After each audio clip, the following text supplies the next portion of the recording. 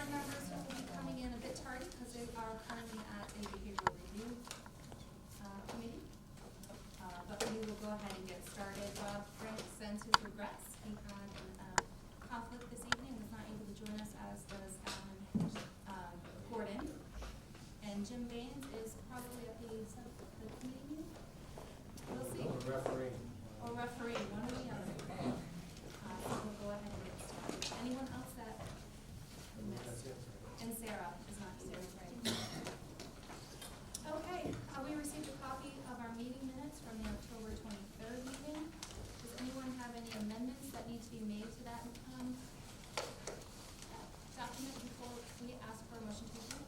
Yes, let's Just one minor one, Jill McLaughlin's name is spelled incorrectly in there, if you could correct that. Any other corrections? May I have a motion to approve as amended? Second. Great, all those in favor?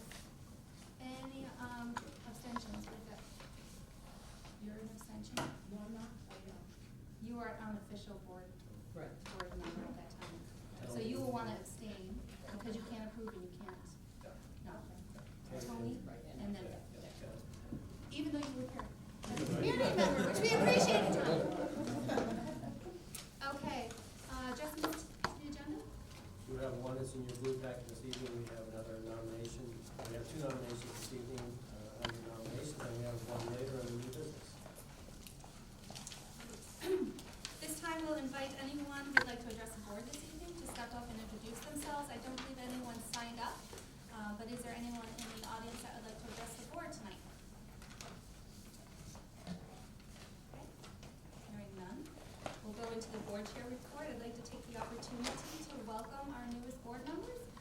Faye Anderson, welcome. She's representing Hampden for the next 2 years, and hopefully we'll convince her to run for another term. So welcome. And then Tanya, say your last name because I don't want to mispronounce it. Yeah, Jean-Jacques. Jean-Jacques. Yes. It's much fancier than Hawks. Welcome. And you are here representing Hampden as well for 3 years. Yes. So wonderful. And certainly feel free to ask any member of the board questions as you go through and figure out where we're leaving off. So I'd also like to take the opportunity to ask you all to review the committees, the standing committees that we have for the board. The list of the committees is on the agenda. And if you could send Rick and I your top 3 to 4 choices for committee assignments, we'll review that and then give the committee assignments at our December meeting. I know this might be a little challenging for the new members. If you have any questions about those committees and want to learn more, just reach out to your mentor or myself, and we're happy to kind of give you more information about what the obligation is in terms of time commitment. So if you could please do that over the next few weeks, we'd appreciate it. Personnel. On the personnel, we have 2 resignations to report publicly tonight. The first one is Jeanette Evans. Jeanette is an administrative assistant here at Hampden Academy, been with us for a number of years, and she's moving on to, as she describes, the next chapter in her life. And Cynthia Greenacre has been a cook in our district also for, well, she says over 25 years, so she has a long tenure, and she's retiring from her position. Under nominations, if you look at your agenda notes that was included in your Friday mailing, the first one is Reedsburg Middle School mathematics teacher is Lucianne Moore. Lucianne, you can see, has a bachelor's at the University of Maine, has been serving the last 9 years in the Central School District, which I think is RSU 64. Her salary for the prescribed contract is $44,013. My recommendation for the endorsement, Lucianne Moore, mathematics teacher at Reedsburg Middle School. So moved. Second. Do we have any questions or discussion? All those in favor? Okay, Lucianne, welcome. Welcome.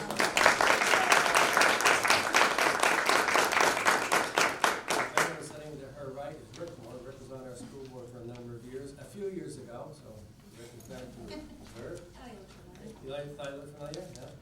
The next nomination is Ronald Simmons, was head teacher at Samuel Wagner Middle School. You can see Ron has an extensive experience next door at RSU 3, has a BS in physical education from Plymouth State. His salary prescribed by the collective bargaining contract is $65,121.44. My recommendation for the endorsement, physical education teacher at the Wagner Middle School, Ronald Simmons. So moved. Second. Second. Great, any questions? All those in favor? congratulations and welcome. Thank you very much. Under the Superintendent of Schools report reading the essential behaviors and outcomes proclamation this evening is Jane. Education enables all students to learn the skills, acquire the knowledge, and develop the attitudes necessary for them to reach their potential as citizens who can meet the challenges of a changing global society. We believe that all citizens in our communities shall share the responsibility to educate our children and themselves. We believe that our schools are community support systems and should welcome and encourage all members of our communities to participate. And we believe our schools will have a supportive and empowering atmosphere for all students and community members. Thank you, Jane. Item B, law enforcement personnel requests thereof. I have had none to date.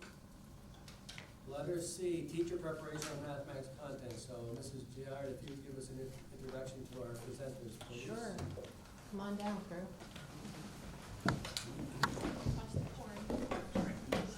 Excuse me.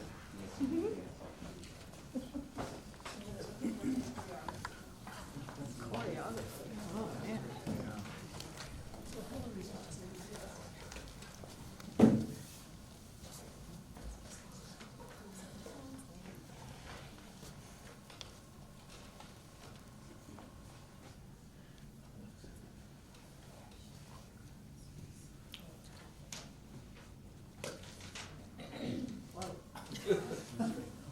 While he's getting that set up, let me introduce members of the team tonight. These people, we sent 10 people to the National Council of Teachers of English conference that was held in Boston, Massachusetts. For, what did I say? English. Oh. I didn't go there. They were listening berries. Well, ironic. Anyhow, they went to the conference and each attended a variety of things, and they've come back and shared them in their districts and so forth and in their schools. And so tonight they're just going to give you sort of an overview of some of the sessions they attended. We have one woman who attended who's unable to be here tonight due to a previous commitment, but I have a few notes from her. And before we get started, let me introduce the folks that I have behind me here.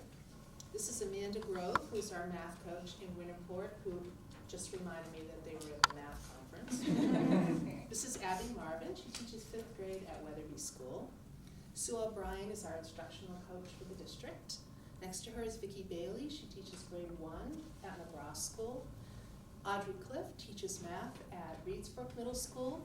And then we round out with our folks from the high school. We've got Kim Elkins, Sarah Ballard, Mike Ditzel, and Matt Allen.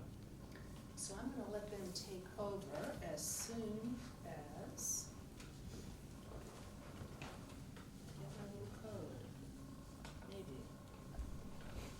Let's try that again.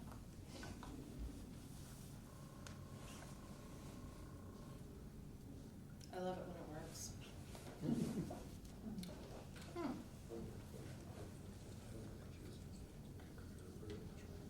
Come on. Give it a few years. Any great ideas, anybody? They could just talk. Is Nate here Nate is not here tonight. Nate is at a technology conference. Yeah. Or plug your computer. Yeah, plug your computer.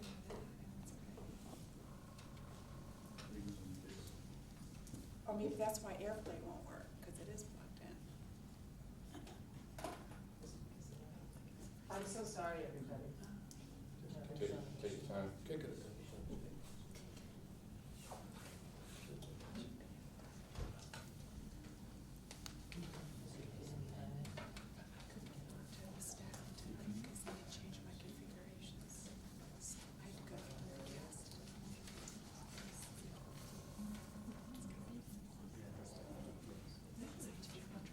Wow. Yeah. You want to try yours? Do you folks have the presentation in your packets? Do we send it to you? No. No, but do you have the ability to email it to us right now? Hold on, Sue's gonna try I plan don't think B. I can, because you know how last week Nate changed my configurations, I went to Carmel and then I had to change them again, so I'll give it a shot. Shoot. Can you plug your laptop in? Hmm? Can you plug your laptop in? Yeah, I I'm not getting that. Sorry, it worked when we started before the meeting, now it's not working. It worked early? It worked early. It was all fine, now it's not.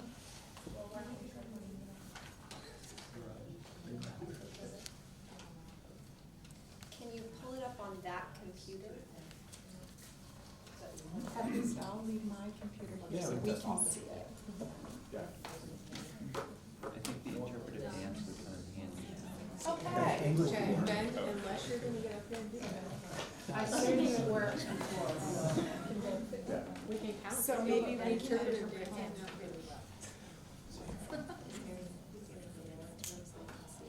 Yeah, can you email it to them and then we can use our slides?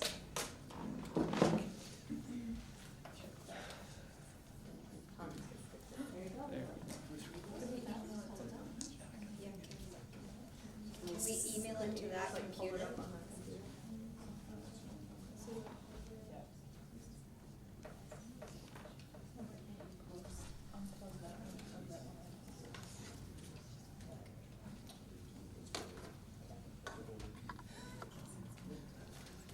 I just shared it with all of you, if you check your email. Can you share it with that computer? Sure. Can you log in to your email right in the computer?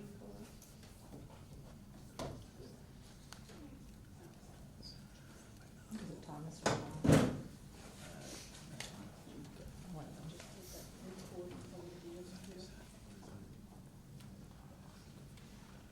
Do you want us to sing for you?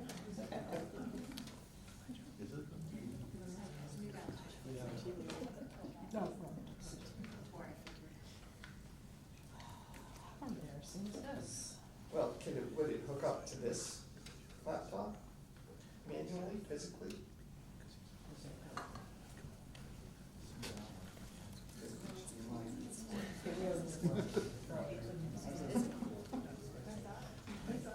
She saw it.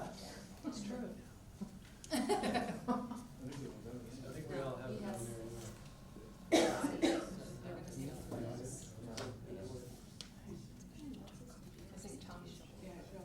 Not sure. But we do have it. I must have done this thing.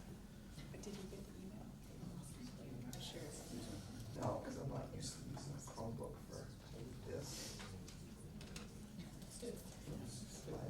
Extend this.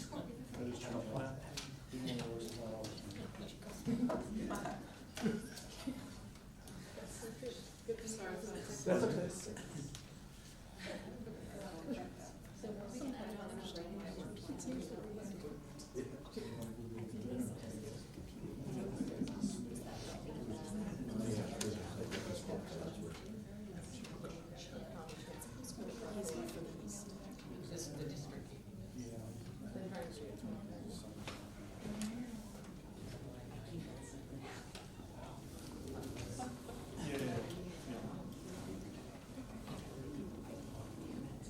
Well,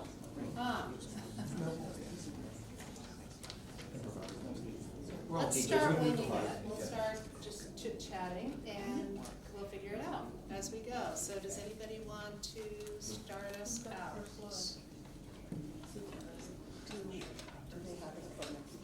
Yeah. We've done it before. So maybe if we go to the goals, you want to start on that slide? And were you gonna do those, Mary? Nathan's right here, I want to see it. Nathan, we have a problem. Oh, Nate's here. Nate, we have a big problem. Welcome back. So, we had some goals for attending the conference. As you know, we've been concerned about our mathematics scores, and so we wanted to make sure we took advantage of some learning to help support us as we work to improve what we have going on here. One of our their goals to go was to learn about the latest research and trends in math education. So we wanted to make sure everybody was up to date, learned some new things, understood some new trends that are in education that will help improve mathematics instruction and achievement. Another goal was to attend sessions that would directly support classroom instruction or the school where the teacher was. and also to discuss mathematics programming in RSU 22, how we provide the best instruction possible to all of our students.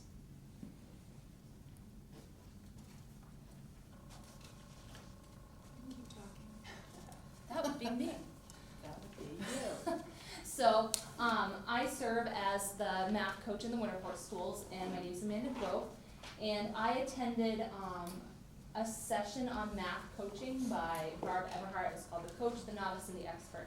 And it was, geared towards coaches and structuring, what does that look like in your building? It started out really philosophical about, beliefs in mathematics teaching, and my takeaway in that moment was that everyone has beliefs, and your beliefs are what your beliefs are. There's no right or wrong beliefs. It's whether those beliefs are productive or unproductive in moving student learning forward based on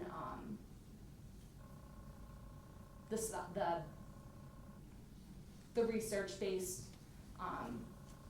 instructional teaching practices, and it was aligned to the NCTM 2014 Principles to Actions publication. But that was just it helped me to understand that everyone comes to or has their ideas about math education. On that second slide of mine, one concrete takeaway was the math coaching menu that she shared. So it was a way for me to think about what are different math coaching activities that I can engage with teachers in. And just the menu format of that helped me to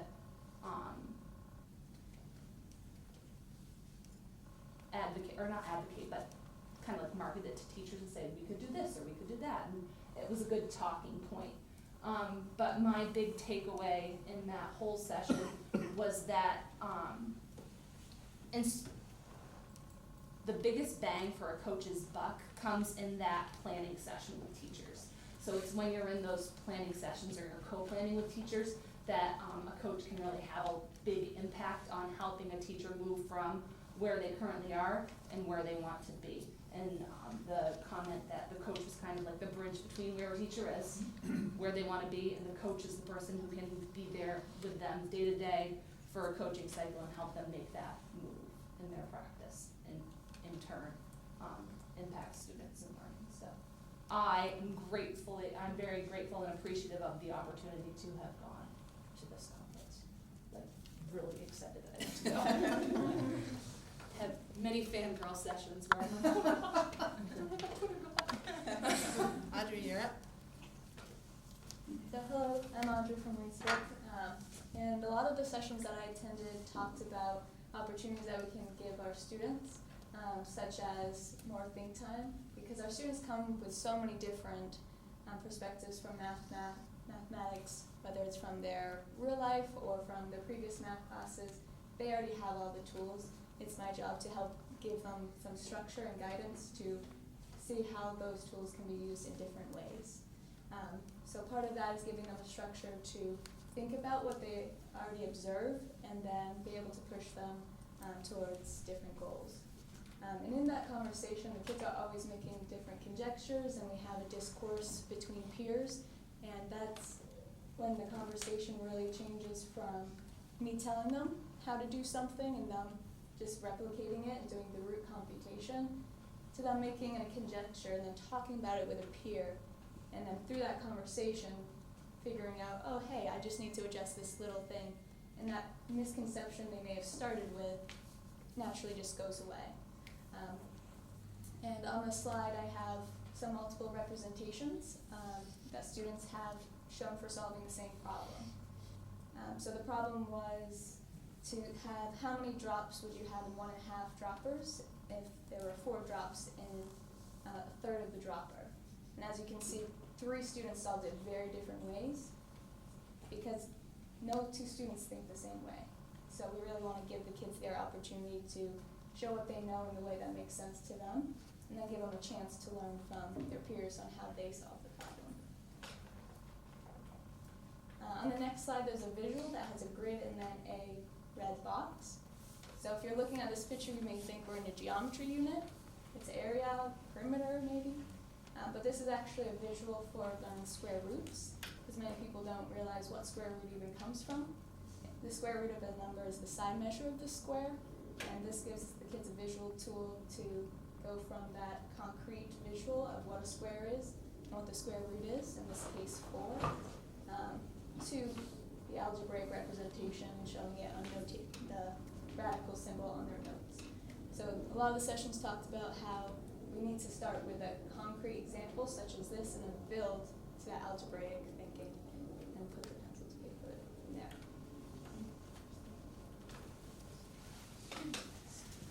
My name is Vicki Bailey. I teach first grade at McGraw, and I attended primarily K-2 sessions, and thank you for the opportunity to go.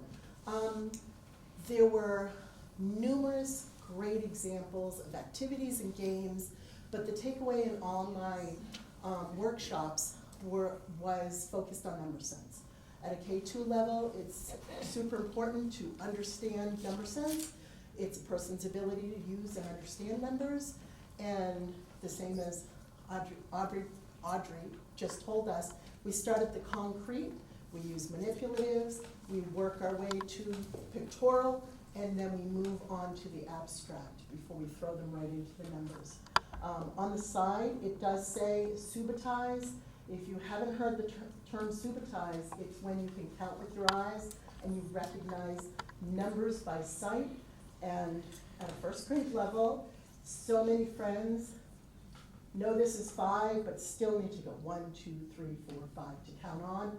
So just that quick recognition of number, whether it be on dice or a tens frame or playing cards or fingers, really important to start understanding and holding on to number. In the second slide, it continues those examples of using concrete. You introduce your strategy, reinforce the strategy, practice and extend the strategy. For example, in my classroom, we were working on subtraction strategies, and they use the actual blocks to fill a 10 frame, but they're not just solving 13 take away 7 and crossing out 7, which is one way.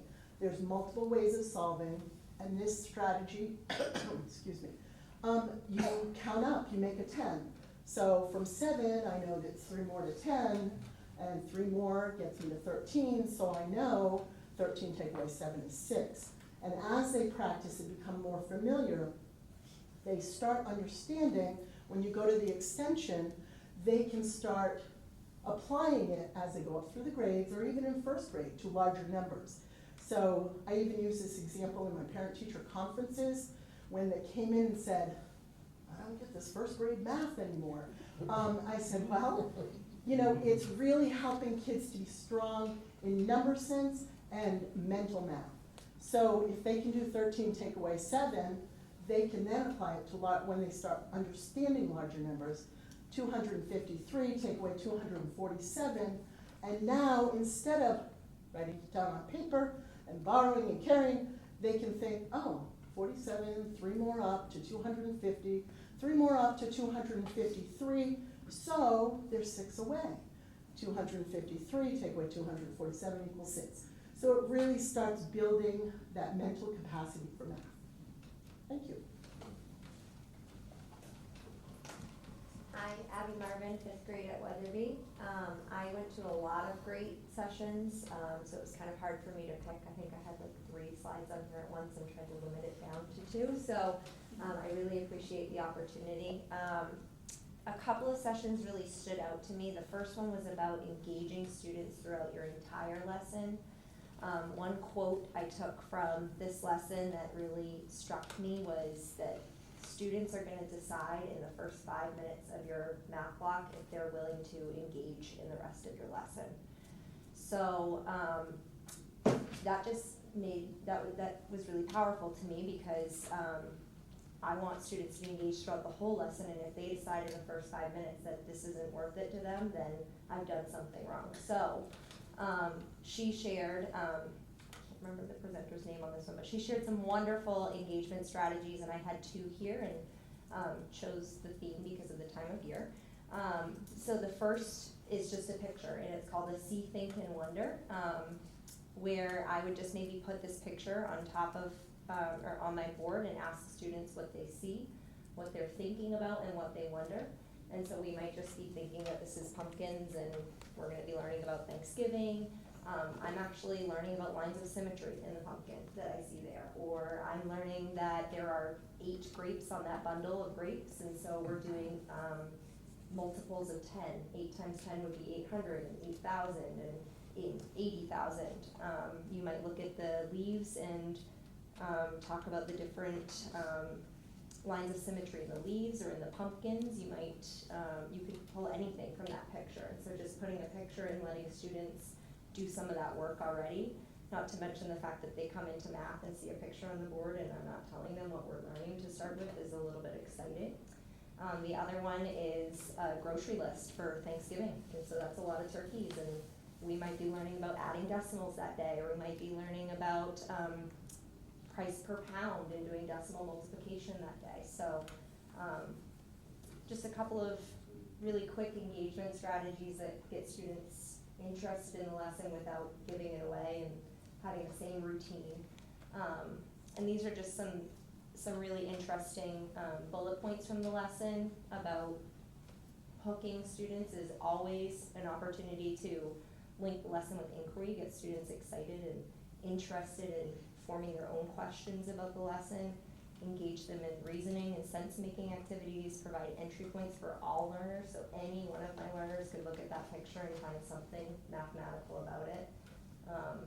Provide equitable learning opportunities, develop their number sense, support their retention, and then another way for me to formatively assess my students too. Another lesson, or another session that I chose to attend specifically because of the program that we adopted recently. Envision is a lot more focused on one skill, we master it, and then we move on, as opposed to a lot of spiraling. And so I noticed that later on in the year, my students were not retaining that information as well. And so I attended this session to try and get some strategies to help them retrieve what they learned earlier in the year and extend it and recall it later on in the year. And so she shared that she believed there was 3 stages of learning. There was encoding, where learning is coming in and students are trying to make sense of the new learning. There's the storage, where they're working with the learning in the unit that we're studying, and then there's the retrieval, which is how they get the learning out, which was an interesting way of looking at the learning process. 2 strategies that she shared with us that I've tried currently are brain dumps and metacognitive reflections. And so a brain dump is just exactly as it sounds. I asked my students to write down everything they remembered about place value. And so this was at the end of a unit that we did it, but you could do it at the beginning of a unit to learn what your students know from the previous year coming in and build on that knowledge. Or I did it as a great review for our test coming up, was just write down everything you remember. And I gave them 2 minutes, and which is actually surprisingly a really long amount of time for 5th graders to write. And then I asked them to share with somebody, and they were able to revise their own brain dump from what they heard from their partner. And so they ended up having pages filled with just place value concepts and ideas. And then metacognitive reflections are kind of the same idea of getting what's in their head on the paper, but they can choose to write it, they can choose to draw pictures, anything that helps them represent what's in their head about that subject. So something I'm trying this year. Mm-hmm. Hillary was unable to be here tonight. She's a coach at Hampden, so she asked me to speak to her slides for her. So on this first one, which she'd written to me, she said, through this conference, there were so many takeaways that I was able to incorporate into my classroom the very next day. The biggest for me was the importance of word problems and new strategies in order to help my students solve them. 2 specific slides that spoke to me were that 47% of all word problems errors happen before the calculation. The other was that of the connections between different ways to represent word problems. So she's looking at 2 different things that really struck her And her second slide, one speaker that I went to talked about how to have students look at the problem beyond keywords. She did this by taking the numbers out of a word problem and having us think about how we could solve it. It was very eye-opening. I've tried this a few times in my classroom, and the level of conversation surrounding the students' thinking was fantastic. It really led them to see the different ways a problem can be solved. All right, so I am Sarah Ballard, and I teach here at Hampden Academy, and I have my high school counterpart. Where do you go? Hopefully you guys can see the purple and white. We tried to dress the part here, I guess, and put it in our slideshow too. It's just kind of how we are. I think we all bleed purple. So I went to the 3 sessions that were listed on here. So the first one was all about creating collaborative classrooms, and it was really getting students to talk about and engage in the math and have those conversations together in small groups. So that's something that I've actually been working on and having my students do since we've been back from the conference. So it's more them doing the talking and less of me doing the talking. So that way they're kind of seeing, like, what did you think about solving the problem? How did you solve it? How can we work together to kind of problem solve and figure stuff out? It also ties in with like what Amanda was saying with principles to actions in the teaching practices. So kind of supporting students through that kind of productive struggle in terms of learning their math. The second session that I went to that was really helpful was talking about math tasks, and then adding in manipulatives is really what gives students success. And actually Mr. Allen and I tomorrow are team teaching, and Ms. O'Brien is coming in to watch us. We're going to be doing a lesson where the students will be discovering the postulates that you can use to prove that 2 triangles are congruent. They're going to be using some virtual manipulatives through NCTM actually to work through that and discover which postulates actually work. Okay, and we're hoping that that will make those stick a little bit better than us just telling them, okay, these are the ones that work, now go apply it. And then the last one that I went to, well, not the last conference, but the last one I was going to share, was specific to geometry, because a good portion of my day is spent teaching geometry. It's because nobody else wants to do it. That's really the problem. What does that say? No. But this session was really kind of focused on just the importance of having students actually explain and justify what they're thinking. So instead of just giving the answer to a problem, to then follow that up with, okay, but how did you get that? Or why does that work? Does it work every single time? This lends itself particularly well with geometry when you're thinking about having students work through proofs, because that's built in with that justification process for them. Turn it over to Mr. Allen. So hi, I'm Matt Allen. As a new teacher, when I was going to this conference, I was hoping that I can just take away as many things as I can, be able to try as many different things as I could and see which one works well for me. One of my favorite sessions I went to was, what does it mean to be quadratic? The name I thought was pretty cool, so I'm like, yeah, we'll see what this is. This was all about taking a look at a problem, trying it out for a little bit, and then kind of sharing with everybody how you approach the problem. And we got to see a lot of cool different ways that different other math teachers took to doing a problem, and kind of seeing the different levels that people would approach doing something. So I thought that was interesting, and something I've been trying to do more in my classroom is to have the students share what they thought, and then other students can be like, hey, I didn't think about it that way. That's actually maybe an easier way to do the problem. So that was one of the many sessions I thought, hey, I could try this in my own classroom. So this is actually for Kim, Sarah, and I, our second time going down to Boston. So the unique experience about this, no, not yet, no, right here, Sarah here. Unique thing about this, imagine this, it was with the Prudential Center, and there's probably over the course of 2 days, there's thousands of math teachers there. So we're all in our element there. So you got there's conversations everywhere, lunch tables inside, and so these topics you're seeing here are just like 10% of all the material that we can access to in a wide variety. So you're just immersed in math for like 48 hours, 2 or 3 days there. And yeah, no, it's a great time. It's like vacation class. Away from the kids, from my own kids, yeah. So one of the ones I want to bring up, and it kind of ties into some of the other ones here, was integrating like relevant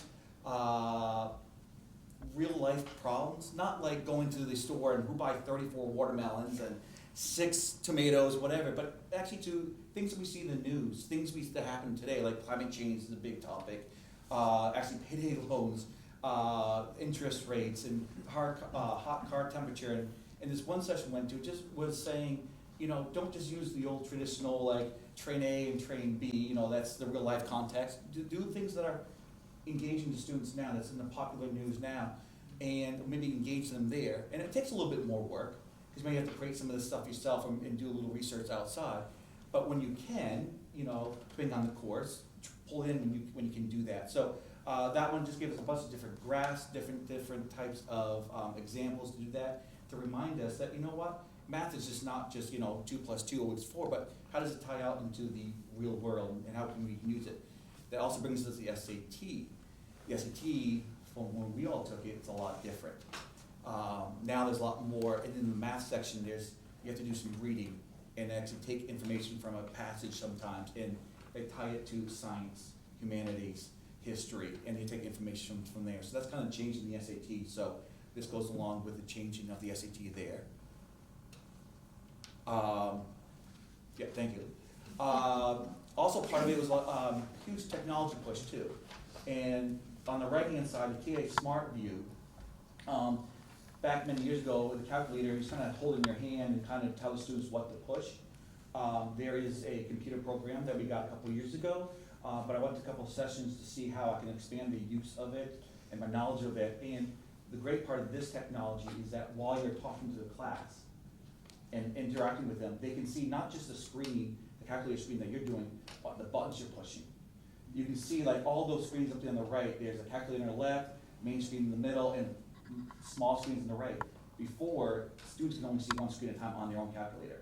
So you can, instead of going back and forth as a teacher, you can have those screens up there and point out different things, not just the commands, what to type in, but what you're seeing at the end result and some tables, and see like the graphical view, the numerical view.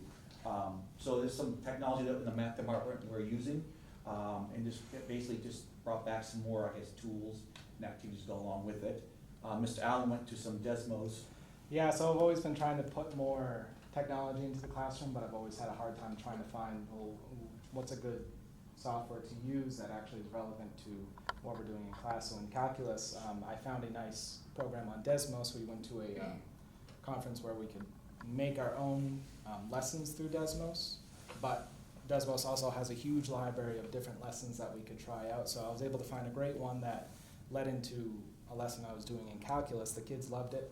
They were able to see all these dynamical things about a graph, and they were able to kind of get the concepts before I even had to teach them anything about it. So it let me step away from just being in that teacher role to students having fun on their laptops and kind of seeing these different things that can be hard to kind of just look at with pencil and paper. So Desmos, I've been looking and finding all sorts of different things that I can use in my lessons that's not just pencil and paper having me in front of a room. So it's a great resource that I've been using. And a free resource too. Yes. Yeah. Yeah. Okay, I went to a session called The Status Quo in High School Mathematics is Unacceptable. I chose some more philosophical ones to go to, and some of the high points in this category was that the high school mathematics, it needs to change. Students are accelerating too soon. We need to slow them down a little bit so that they can get a deeper understanding of what's going on. And this particular session talked about offering pathways instead of the typical what we do now. And he highlighted a statistical, a quantitative reasoning, and then the calculus STEM way. And the kids could pick their own pathway that they wanted to go on. And I put a link to that guy's slideshow. But on the side here, this was a slide that I found extremely interesting. A reason not to push kids so far is if in a given year there are 4 million kids that start kindergarten. Of those 4 million, 1,200 actually get a PhD in mathematics. Those are the kids that you want to push. Statistically, that's 0.03%. So the question was, why are we pushing them to do that? And his whole slideshow, I linked there for you. And then, so I went to another session, and I wanted to hear what this lady had to say to see if it kind of followed along what the other guy said. And first thing she said was, don't rush students to calculus. Don't push them, don't rush that. And middle school should be focused on the linear part of algebra, and the quadratics and exponentials should be the high school focus. And students, we need to teach them how to be problem solvers, not just feed them information.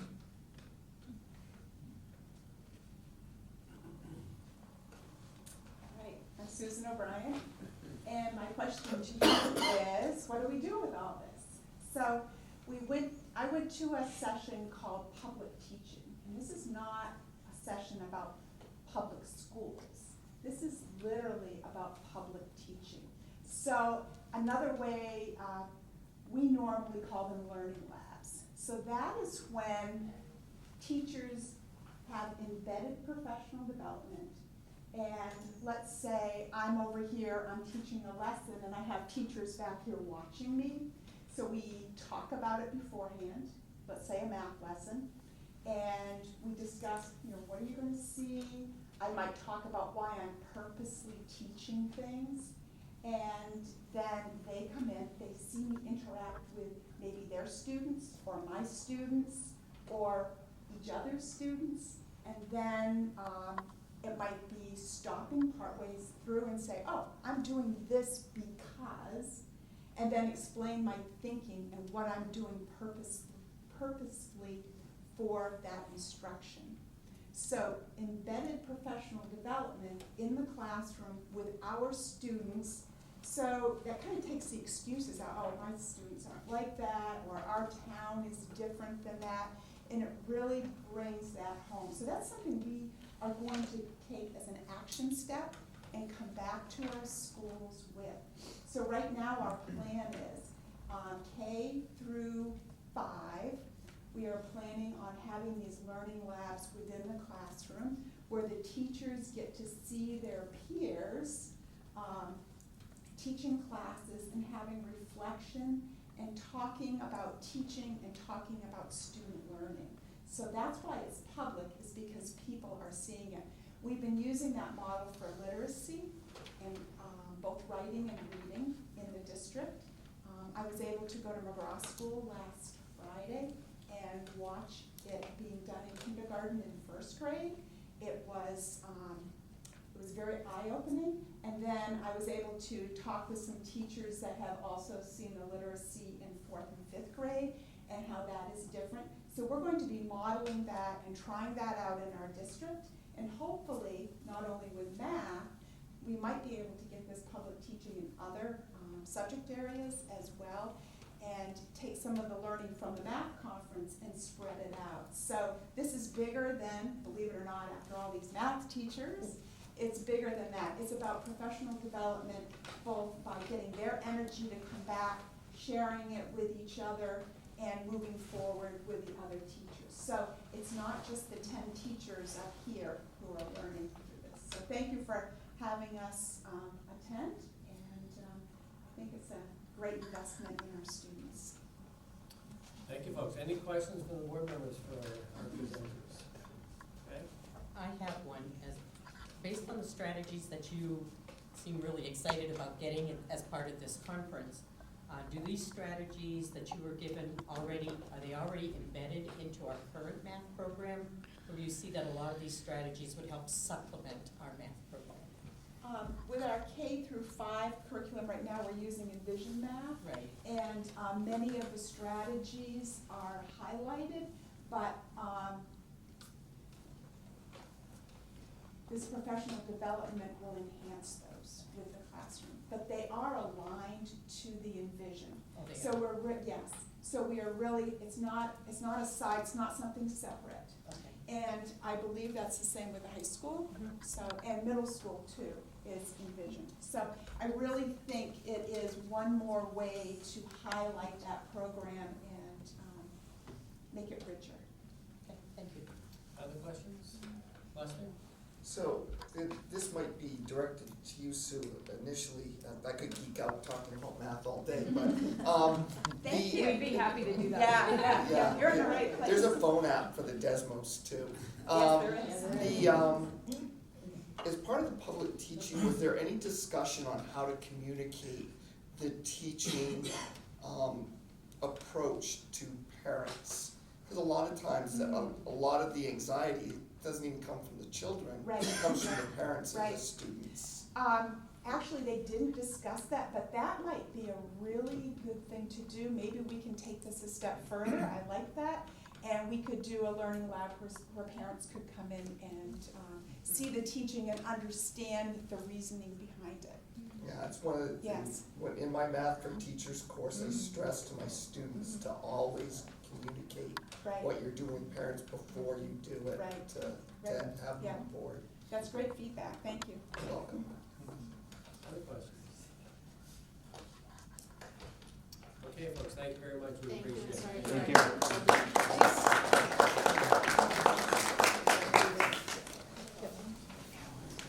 Okay, so what we're looking to do here, I have a enrollment. We actually talked about this in September, but I want to bring back our new board. We're showing our enrollment here, the first page from October 2013, so 6 years later. Our enrollment 2013 was 2,301. Today we're 2,454, which is an increase of just a tad of 7%, 6.6%. I've told you before, we're probably an anomaly in many school districts. Probably many school districts see that regression of 6% over a 6-year period. I also included the numbers per school, per grade. And you had in your blue folder tonight the elementary level, because I know you always ask me is what our student enrollment is. So the sheet that looks like this in your blue folder tonight shows you the first one in Weatherby. The enrollment grade 3 is 21 to 1, grade 4 is 24 to 1, grade 5 is 22 to 1. And you can see what McGraw 19, 19, and 20, and Smith 17, 22, 24, 24, and 17. So that gives you the distribution of our elementary grades. And pretty much a nice package. Going back to the first sheet though, I did want to also name for the benefit of the audience. In those 6 years, we've had a growth at the high school of 125 students. That's pretty significant, no. John? And what is the total theoretical capacity? 850. Great question.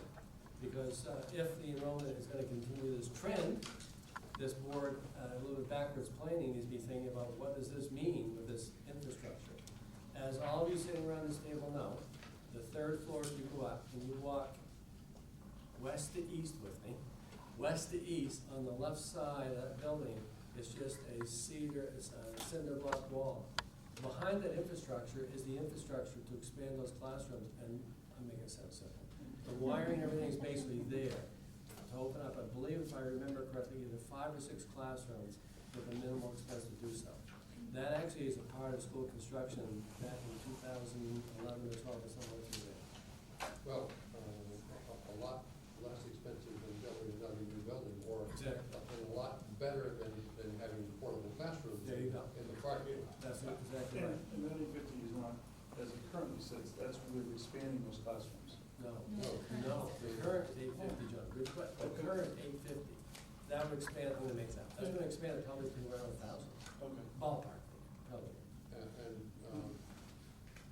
I pointed out 3 or 4 years ago, and again, I think last month, that in fact, at least in Hampden, there is substantial subdivision going on. Yes. And as long as those subdivisions are mostly single-family houses tend to grow students. Yes. I think Regan is, I'm sorry, I think Regan is actually contemplating maybe next year, the year after, to engage in a update with respect to the enrollment projection for a 10-year period. So that would give you the answer to that quantitatively a little bit more. Well, except roughly 5 or 6 years ago, you hired a consultant to do a projection. Yes. And I didn't think the projection was particularly accurate, because they didn't consider the possibility of the subdivision. So So that, given that, I will inform you that Planning Decisions is the company that did our projection years ago, they no longer exist. So what we're gonna have to find out is who was there to do that. Tony? Well, we did our walkthrough and McGraw added 5, like mid-semester, was it 5 students? Oh, at least. Yes. After Yes. day 1, I mean, Yes. and we're having kids move in with family members and That's right, Tony, and also. that you can't predict. That's right, and also, in my opinion, we have a pre-K program that now has almost 100 children, approximately. And look what I reported to you at our last meeting, we had 153 children in the before and after school programs. And I'm a believer, I could be wrong in this, but I'm a believer that also is gonna be very attractive to the young family moving into a district that has opportunity for before and after school through adult ed. Sure. With So- the current trajectory, I can't say the word, Trajectory, thank you. yeah. You're gonna hit 850 in 2 to 3 years, so. And then one final comment, I promise I won't say this one more time. Keep in your mind the question, what are you gonna do with Newburgh Elementary School in 3 years? John? And staying more or less on the same subject, but off a little bit, is the district pursuing at the moment any further expansions to the district? Great question. I'll start and Rick, you can chime in. The answer to your question is maybe somewhat. We're position number 20 on our school construction project, the Rutland project. We don't know what that looks like. I think you misinterpreted. Oh, I'm sorry. Say it again, please. Not expanding our current physical plant, but expanding our geographic extent. Oh, I'm sorry, John. I'm sorry. The answer from my perspective is no. Okay, but because tentatively, 3 years ago, you were, at least tentatively, looking at. We were approached. A lot of things can happen in the next few months, but currently the answer to your question is no.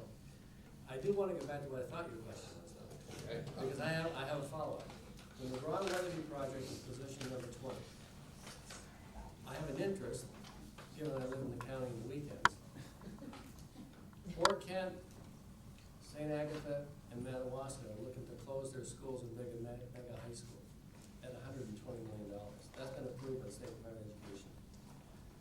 2 weeks ago, the governing board up there, they had a cooperative board. They had to make the decision as to where are we gonna build that school? And week before last, they made the decision. They're going to build it in Frenchville. Now, if you're familiar with the map, Madawaska's over here, St. Agatha's in the middle, and Fort Kent's over here. Frenchville's somewhat equidistant in there. The problem becomes is that Fort Kent doesn't want it there, and Madawaska doesn't want it there. But everyone else does because it's next to the Volk School. So here where I'm going with my story. There's an end to this. In December, the RSU 27 board, which is Fort Kent's gonna vote whether to endorse that or not. If they endorse it, here's the key, it goes to referendum in all the towns. Rick Lyons' prediction, that's not gonna pass. Because Fort Kent's not gonna close their high school, they have a great partnership with UMFK. Madawaska's not gonna wanna travel west to Friendsville. The Allagash, the Eagle Lake people are not gonna wanna go there. Here's what I want you to keep in mind. That $120 million, folks, will go somewhere else in the list. Somewhere else. Now, you're down to 20, I'm not suggesting that you're down to 20, but the closer you come up, down, and those people that come up above you, you may have some optimism, may. 120 million is over. There you go. So watch that carefully, and the other one is in the southern Rustic. East Grand, Holton, Heiston are looking to replicate that. So be aware what's happening around you in the next 3 to 5 years, because that money you don't expect right now may indeed be there, Yes, East Grand, Heiston, far away and from Holton. anything else. Same thing. So just be aware of those things. That's a long answer, but hopefully it's a relevant answer for you to keep in your mind. Yeah. So there. Can I ask another question regarding the student-teacher ratio? Yes. And as you're looking at Leroy Smith School, Yes. you're asking to increase a second-grade teacher. The Yes. numbers that you have here is what's represented as it currently is, right? Correct, that's correct. So then you're gonna have 47 students into 3 classrooms. That's right. That's correct. Good question. Yeah, thanks. Yes, Olivia? I just have a question, I know this kind of like, when you're talking about expanding HA, like physically, you kind of mentioned Newburgh Elementary School, which is Yes. like currently closed. I just want to know what you mean by that. That's So I a live great- in Newburgh, I was right That's a across the great street. question. That's a I great just kinda- question. I just kind of like, huh? That's a good question. 7 years ago, when we brought the children from Newburgh into Hampden, we had a conversation as to what to do with the school. What happened with that conversation, what exists there today? The town offices, municipal government is there, plus the pre-K program. 7 years ago, we agreed in 2022 that we would give the school, Newburgh Elementary School, for $1 to the town. We signed a contract to do that. As we now are inching closer to 2022, I've put the board on notice, from my opinion, we want to be very cognizant whether we want to continue to do that, given what we just talked about. Okay, by that I mean is, if we have a greater need, based on Tony's comment about children coming in, do we want to give away a physical structure? A. B, if Child Development Services comes into our schools with what I envision as a possibility, that's another part of the equation. So the long and short is, this board within 36 months has got to decide, Olivia, do we want to give that school to the town like we obligated 7 years ago, or do we want to have a conversation to revisit different options? That's what it means. Very good question, very good question. But if you sign a contract, can you just go back and say, I'm not gonna do it again? That's also a great question. I'd have to pull the contract to see if there's an escape. Well, but you can renegotiate, Yeah. because if the town suddenly realizes that in fact the schools that their elementary students are going to are suddenly becoming crowded, they might want to reconsider That's right. their side of the contract. Or the town may say, this would work nicely, but we have a different vision now. So basically, what I'm saying to the board, and probably, I'd say maybe a year and a half, you probably want to start those conversations so that you plan well in advance of come June 2022, we know what the position is of the town and the board. So what is CDS hoping to make that decision as far as CDS being pulled into the schools? And that's another good question. There's various opinions on that. Some believe it's going to be as soon as maybe this coming fall. That would be a huge decider on That'd be huge, that's a huge decider. And then also remember, let me remind you, the general purpose aid for the current biennium we're in is $121 million. We're looking to get $58 million in the second year of the biennium. I'm a believer that $58 million is not going to go to all public education GPA, general purpose aid. That may go to accelerate the inclusion of CDS coming in, because remember when CDS closed the doors, according to the BDN article, they were in a deficit of $120 million. So there's another, I'm giving you a lot of assignments here. There's another, but seriously, there's another moving part you're gonna have to keep very close attention to. Getting back to Olivia's question about the Newburgh Elementary School and how that all comes together with enrollment projection and so on. Nothing is ever stagnant, folks. You remember, you have to be thinking beyond here. You need to be thinking down there what the possibilities are. And someday, if you want, we can talk more about what I envision CDS. It's not only the money, it's how you're going to manage that. What's the infrastructure to provide oversight for Child Development Services? Because the law says birth to 5, and Maria and I have talked about that. Many people are opinion Child Development Services should be 3 to 5. We don't know that with clarity yet either. I mean, teachers who teach preschool now need their 181 certification. There are very few teachers out there with the 181 certification. So that also impacts your ability to hire staff to be able to do that. Is that going to be our staff? Hadn't thought of that. Is that going to be our staff, or is that going to be Department of Education staff? Under our umbrella. Could be. We don't know. We don't know, basically, the best. We have a lot of uncertainty. A lot of uncertainty. Okay? All right, Olivia, you're back up. Any other questions? Not this year tonight? Okay, thank you. Great. Okay, in your folder, you should have your financial handout.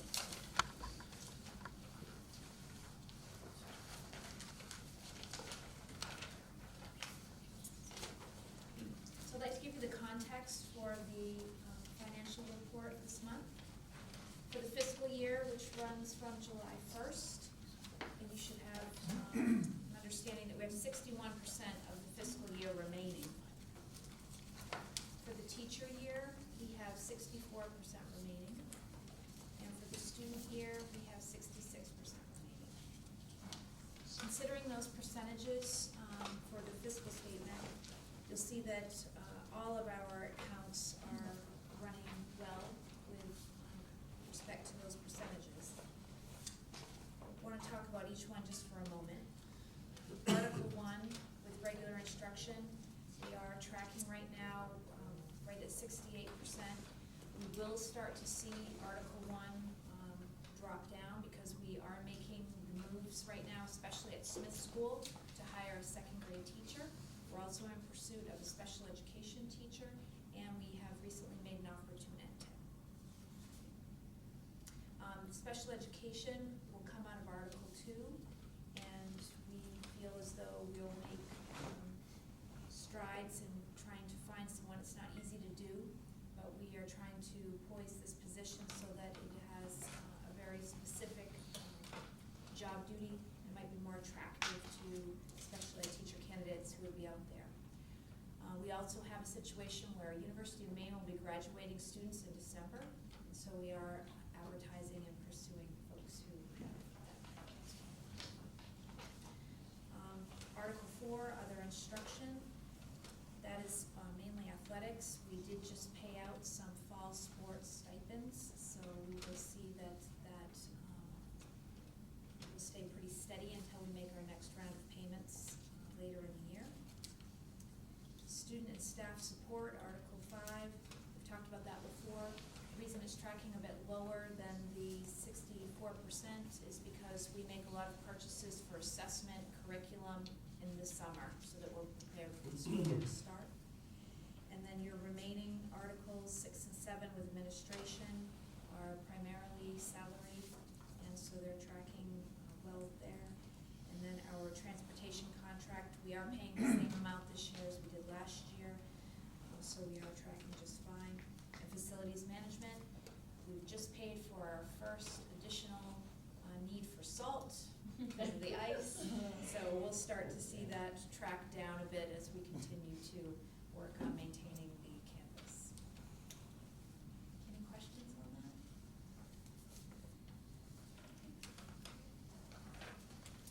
As we roll into our assistant superintendent report, I want to first reference a situation that I have sent you some documentation on the background. We had a summer project at Hampden Academy for replacing valves related to our geothermal system. The job was quoted in May and was quoted at $33,067. That is below our purchasing threshold of $35,000. When the job was completed in August, we had some overtime because we had HVAC and refrigeration issues we had to attend to so that we could have climate control.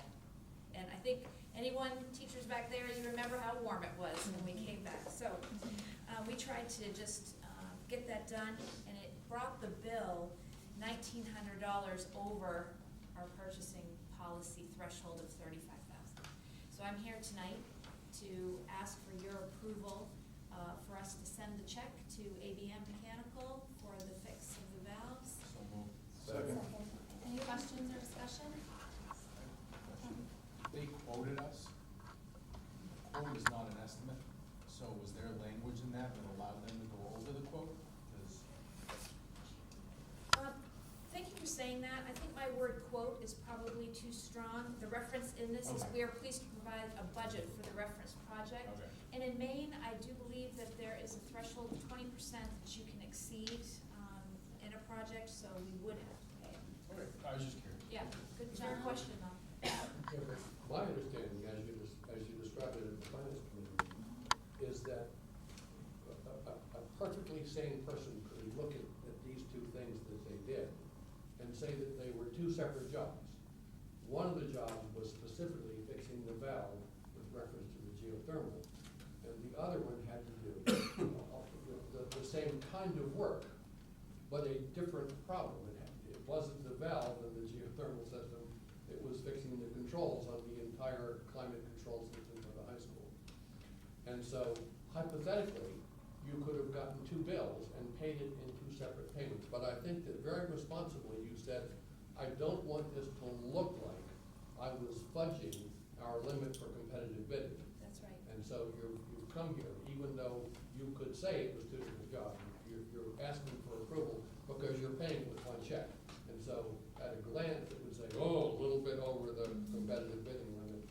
But really, it was two different things they were doing, right? Yes, because we ran into the issue that once the valves were repaired, the bringing back of the system didn't work as it should have, and so they did have to go about doing those fixes.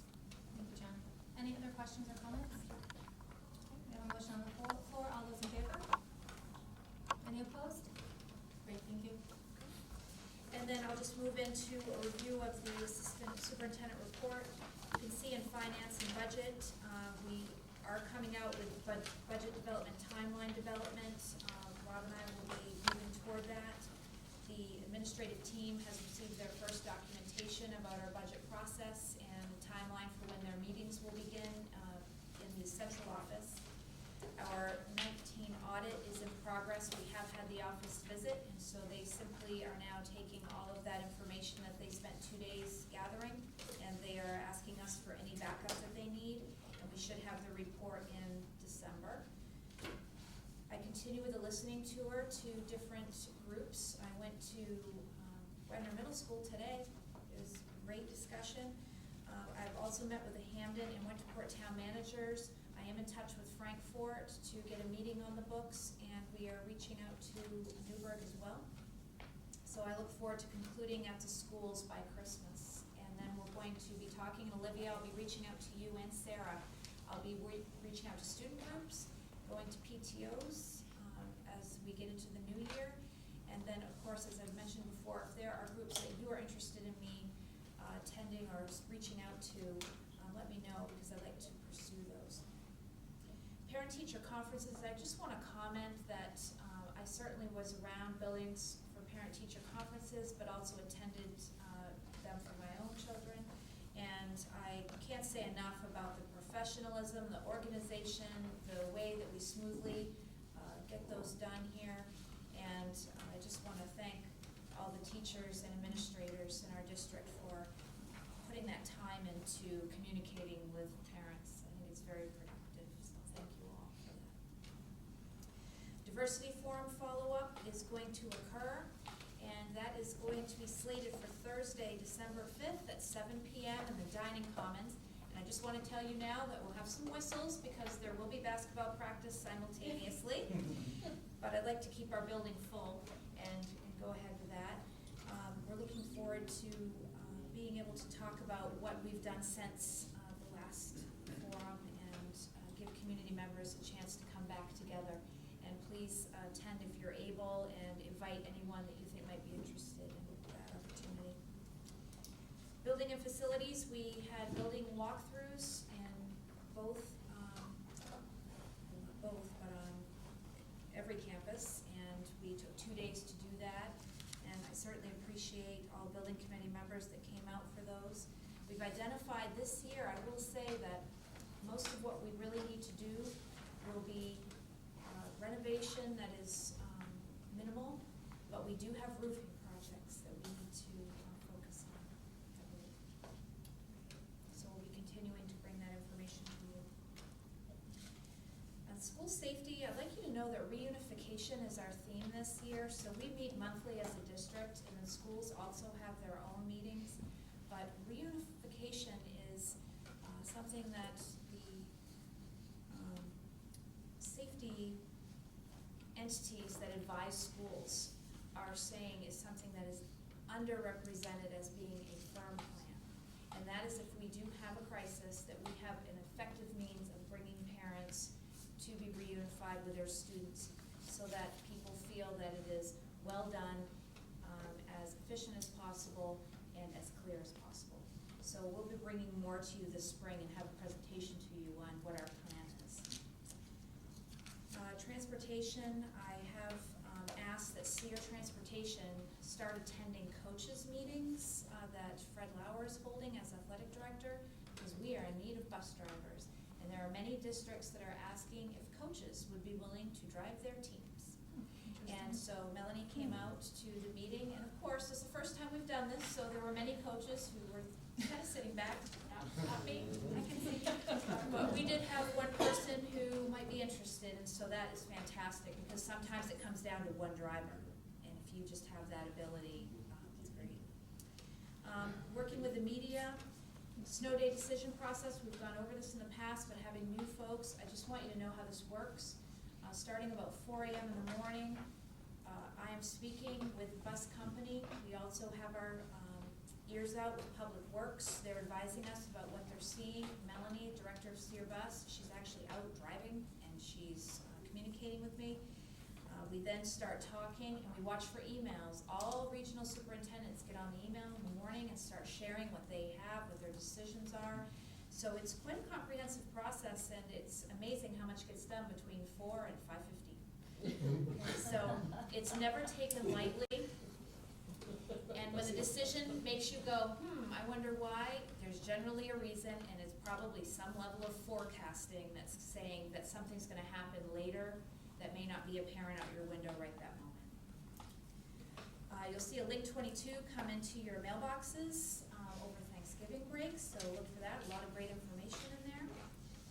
I want to let you know that our PREP, Penobscot River Educational Partnership, is going to be seeking a new executive director, and so that will be happening. I want to dovetail on one of the other reasons you're so early is because we have student athletes, specifically hockey players that are leaving their house, and we need to cancel before they get on the road. Thank you for bringing that up. Last winter, we made some Early decisions. calls. Early calls. Really early calls. Tony, but that's a good point. What would be the ballpark time of those athletes? I mean, those kids are on the ice at what, 5:30? I don't, do you know what time hockey practice is? Not exactly. It is. I know Brenda Run like leaves their house like before 5 a.m. Before 5 a.m. Mrs. Briggs, you know. I do. Alice, we leave our house at 10 minutes of 5. Okay. Our Because you like drop to be dead, there to get dressed, because it takes a while to get all that stuff on. okay, our drop dead time is 5:30. So Regan, you have to It's a start at 3:30 instead of. Right. Will do. I'm actually offered to have each board member take that once per month.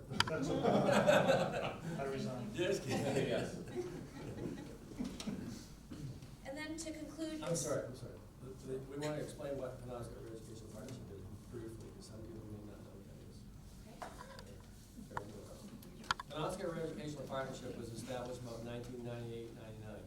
It's a conglomeration of school districts from East Corinth to Howland area, Milo area, Newport, over to almost Alpha. It's about 35 school districts basically come together in a coalition to try to do things in a cooperative effort, whether it's bidding, professional development, whatever it may be. Prior to that, 20 years ago, we basically had a standalone, each individual district was an individual district, and now we're trying to do more things in the benefit of all participants. There was a rural schools partnership that went to fund over the East Corinth area, and I like to tell the story because even when I applied to get into that one, they refused us. So we came back and we did it our way. We created one, and now PrEP is alive and well and doing great things, and now our executive director has resigned, and we'll be looking for a new executive director to guide those combinations of about 32 to 33 school districts. Bangor Brewers and then Orlando, Bolton, et cetera, and University of Maine. Okay. In conclusion, I just listed the professional development that I've attended this month. I went to the Superintendent's Conference and the MSMA Fall Conference, and I also attended the Racial Equity Institute at the University of Maine just last week. And I would say to you that all of those opportunities were very rich, and I was with some of you there at those, and I think that we came away feeling like RSU 22 has their fingers in the right things. It's a matter now of us just coalescing around how we take action to implement those things in a stronger way. So it's exciting. Okay, good, thank you. Questions of board members? Vaping detectors, is that something that we have to go through the building committee? Is that something we should have, Brittany look into grants for? It's a great question. I actually had Marie in our central office reach out to the company. Yeah. And so just today, she emailed back to me. I honestly haven't had a chance to read it. know that we have the start of pricing, and to me, it's not something where we need to go through the building committee. We can simply start at HA, try it, see how it goes. But to dovetail on this, I was just at the behavioral review committee, and we have data that's showing us that vaping incidences have dropped dramatically at HA, which is such a great bit of news. So between the two, I think we might have forward progress with that. Good. What is a vaping detector? Like a smoke detector, except it can detect the, I've heard of that. Well, we had neither. yeah, moisture, So what would be vape? bathrooms. Which anecdotally, is the concern of hearing what for sure. They think it'll be too bad. Is there any information on their use in terms of being disabled? Ease of being disabled? I don't know that right now. I bet in this email I will have contact to get in touch about lots of aspects around it. We also want to know, once you start implementing this, is it something where we can buy packages so that we can put these in more readily? So we'll get back to you. Let's put on the December agendas and follow up. My concern would be, having worked in detection, chemical detection, is, is this really a device that works well? And so small scale testing would be my recommendation, rather than large scale, because if I were a company, it'd be like, hey, let's put this up, it's a hot topic right now. Jane, did you have a question? Yes, I have heard from 3 different people asking me about substitute pay in our district, and urging us to think about raising that pay. So I did a little research, and Bangor, we pay $77 is what I was told from these people that called. Bangor pays $95, Brewer pays $92, and EdTech and Brewer, 1 and 3 make more than substitutes in Hampden. So I think I really do think it is something we need to think about, and to maybe really focus on that a little bit in the budget, when the budget cycle comes up, to see if we can get closer. I called someone today that does subbing around in the area, and she told me she has turned down Hampden numerous times because the other places pay more. And she said that her sister in Jackman told they get paid $100 a day because it's so hard to find. But they in Jackman, Maine, they pay $100. So I think it's something that is of value to do, to get really competent substitutes. And if we're not getting the best of the best because they're going to Bangor or Brewer for more money, I do think it's something we need to truly consider. And I know when I first got on the board, we was even lower than it is now. It did increase to And you. it was increased a couple of years ago, but we are still far behind our peers. We've already done the research. Matter of fact, the other district I'd add to the figure you just gave, Porno pays $126.30 a day. Okay. The average in the greater Bangor area is $97, we're 77. So the answer to your question, yes, that will be a part of the budget coming up. We actually thought about that, Jane, for a brief moment. We actually thought about adjusting that at the commencement of the second semester. Oh, that'd be even better. So put that on hold. We might do that, but getting the feedback to your point is we've done the research, we know what the statistics are, and we're going to address it either this year or certainly in the fall in the budget of 2021.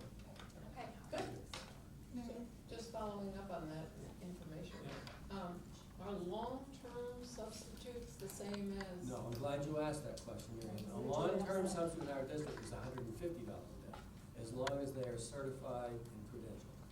And they have been there for 30 days in that placement. That's right. Now, do subs in Hampden have to be 4-year degree? No. No. I do not. Okay, so that might be something else we might want to think about. If we raise this to meet because I know Brewer no, Right. but Bangor doesn't. I can't imagine Warren does. The other thing we do, and we'll look at the policy, this is the policy guides us on this, Jonathan. We also have the policy ability, the superintendent has the ability to give prorated benefits to long-term subs. which I have done in the past. For example, some may be retired but wants some supplemental health insurance to us, we may do that as well to try to what Jane's point is, how can we entice people, recruit people to come to the district? Same thing is also in the conversation about bus drivers. Okay, so we are looking into that and hopefully we'll get a fair market value to be more competitive. I will say yes. Does the district have problems getting subs? Yes.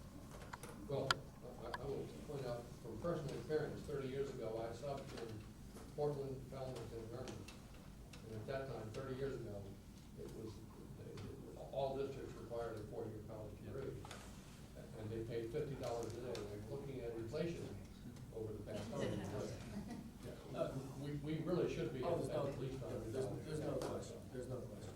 But I do think you need to put a degree on it. I don't think someone with high school. Yeah, that'll be part of your budget. Okay. Any other questions of board members? Mary Ann? So, I just have the question I have been asking. Any truancy referrals since you last reported the one? No. And I have one other question. Our SRO, have any referrals, law enforcement referrals been made to our SRO, if you even know that? I don't know that, Mary Ann. But I'm glad you asked the question because Sergeant Stewart, our SRO, has been in the hospital with some minor adjustments in his medical care. He should be back with us next week, the week after. Within a couple of Within a weeks, couple weeks. 3 weeks. Yeah. Yeah, but I have no knowledge of, with respect to your first question. So do we have a replacement in his? Well, Reagan met with Police Chief Bailey day before yesterday. Yes. So, we have had Chief Bailey meet with the high school, and the high school has indicated that they do like that there is someone here on campus in the mornings and in the afternoon, traffic management and students entering. That's really an important time. And so Hampden Public Safety's been doing that. They've also sent Chief Bailey himself and a couple other officers to do walkthroughs, and they're planning to do that every day. They're going to aim for particular times. And further than that, we've discussed with them that we feel we can move forward right now while they serve us that way, and hope that Sergeant Stewart gets back quickly so we can start having the coverage full-time. But they are prepared, and we have let our admin team know how to go about contacting them directly if we need any support. Any other questions, Mary Ann? One other, you mentioned the parent-teacher conferences. I know they just happened. Do we have any sense of the participation? In other words, how many parents participated? It's on the curriculum. I'm gonna share it. That you received today. Do Thank you want to you. speak to that, Mary? I didn't get to Yes, that. it's right on the RSU curriculum update. If you look on the back side, I put the participation rate for each of the schools for parent-teacher conferences.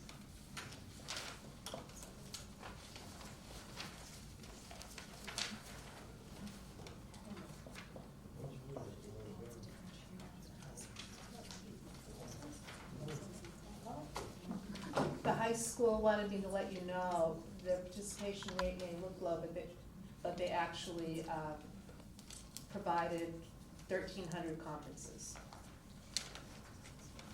Just in the high school? But it may be, you know, a family with multiple teachers. Oh, Any other questions? Okay, we'll go right into committee reports, finance committee. And Jim, yeah, there's been a change in the finance committee leadership. It has been. Sorry, I got distracted, here. Yeah, actually, when my first committee report, I was trying to figure, well, what am I gonna say that Regan hasn't already said? So, I'm gonna go to your insight on that, what's that? I'm gonna tap into your insight. Regan steals your thunder. Long story short here, Keith dropped out of that committee, and we brought in John, thank you, John, for your time on that one, and they elected me because I mistakenly told them, well, this is the only committee I'm on, so. I guess we're getting So chair far. now. Yeah, so there it is, so learn from me. Aside from that, I was gonna bring up the ATM stuff. Ricky pretty much covered everything I wanted to talk about, so let's see, we move on to the next. Okay, Yeah. fair enough, thanks, Jim. Yeah. And congratulations. Thanks. Budget committee, I don't think there's anything new to report, Regan, on that, other than what you provided in your update, correct? Athletic committee. So there is a, minutes in your packet from October, but I went over those last month, so if you have any questions from those, feel free to ask. But, then last week we met again. Most everything's self-explanatory, but there's a couple things I wanted to touch on, one of them being lacrosse. We have, moved forward with, a lacrosse club team for spring.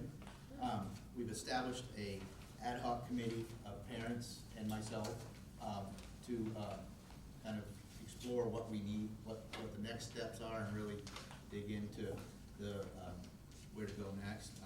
The parents will have to do some fundraising, and there'll be some equipment that'll need to be bought, because it is an unfunded club sport. So that's exciting. We have a faculty advisor in Amy Seidel. She's agreed to be the faculty survivor.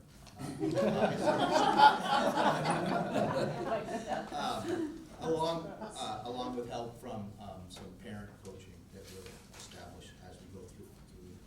That will standout, that will actually go through the whole vetting process within the school and be a non-paid coach. And the other thing I want to touch on is kind of on the same wavelength is volleyball has had their 2 years of club, and they've had a really tremendous 2 years, and 35 girls participated this year. They got a chance to play a lot of games, unofficially, of course, and we were really fortunate to have Brittany Lehman take that job on, and she's done a tremendous job. So we'll be looking for that to go ahead into a varsity sport next year, pending approval.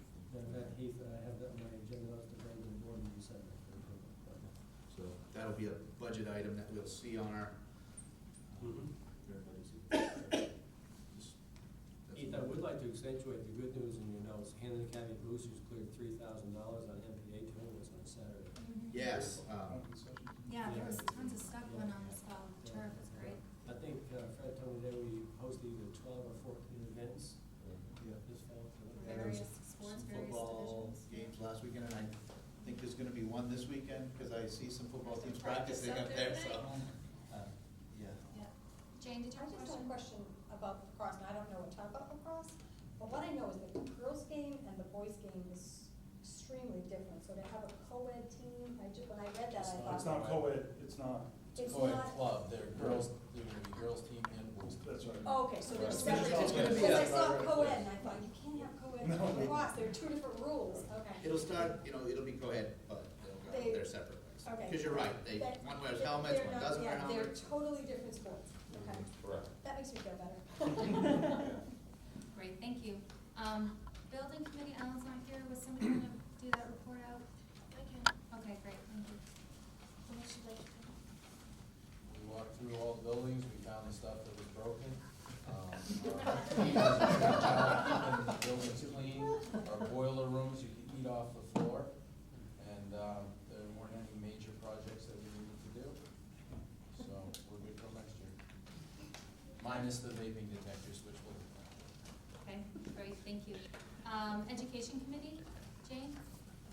Okay, so we had a meeting on the 13th, and we really spent the whole time talking about the state assessments, and Mary is gonna do a presentation about that at the end of ours, so I'm gonna leave with that. That's really what we did, spent all the time on was the assessments. Thank you. Policy committee, John? Nothing to add from those. UTC, Alan's not here.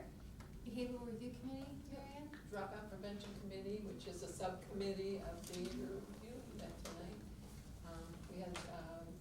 We went over, data that has been collected by Cindy Carlisle, and, talked about suspension, looked at the data on that, and we've begun a process of identifying what's in place. So we had a rather long, robust, discussion about our positive behavioral intervention supports system that I understand has been operating in the district. They were, the folks there who are familiar with that were unsure of how long and when that was actually put in place. But we've asked for some data that both Smith School and Wagner are going to try to pull out so that we can see how that program is working and how it's making an impact on reducing behaviors that are problematic. So, and we're just gonna go through a whole list of different interventions that are out there as best practices and tease out what we actually have in place. So we're still in the process of gathering information and learning. And Marianne, for the new members, that subcommittee is fairly new. When did you initiate that? Was that in August or July? Our first meeting was May. Oh, was it that? Okay. So fairly recent. Can I ask a question? Is PBIS also used at McGraw and Weatherby? I know I read that it was being used in Winterport, but I didn't read where it was being used. I believe it is used district-wide. Okay, thank you. Kristen, did you want to add to that, Kristen? No, that's, if you've ever heard of the McGraw-Paw, that's kind of what that's from. The McGraw-Paw that has our 5 core values on it. Okay. Mary Ann, and I don't know if you got a chance to, are there middle school educators on prevention dropout? We have the guidance counselor from Wagner School, and you referred Laura Matthews to Laura me, and Matthews. she's very interested in participating. Excellent. So I gave her an open invitation, and she would like to join us. So that's a guidance counselor and a teacher from the middle school level. Thank you. Education Foundation, Marianne, did you volunteer to go to that one? We still don't have one? I can't remember. Was it Spruce Board? Okay, I was like, I know you volunteered to do one of those. Okay, Spruce Board's next. Do you have a report out on that? Yes, I can report. I apologize that I didn't provide minutes. I will get that together. It was a very confusing meeting for me. I went to a meeting with Amanda, it was the last meeting. And I really did not understand what was happening in the meeting. And so I stayed after and asked a couple questions. And that reminds me, I don't think I've gotten an email that I was promised. But apparently now it has moved from addressing special needs, though they do still address and talk a little bit about behavioral program. But it's more about regional cooperation. Yes, that's Does that make sense? That's correct, Marianne.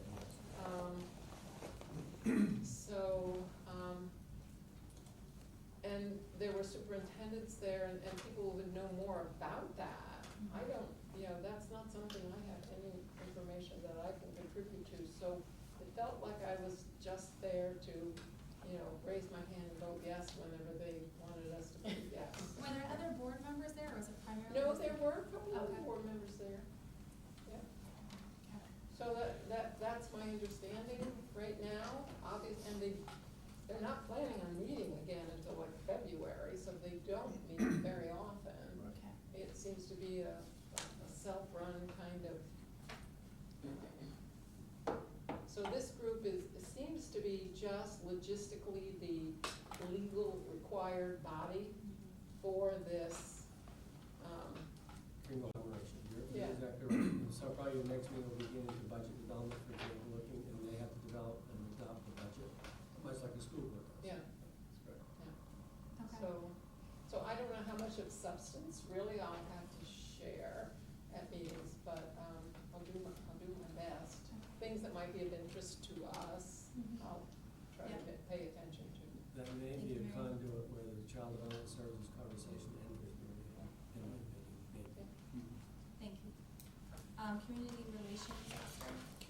relations, sorry for the minutes being so late, but we met at 5 p.m. last night, so pass those around. So we talked about the Facebook page now that I've got acclimated.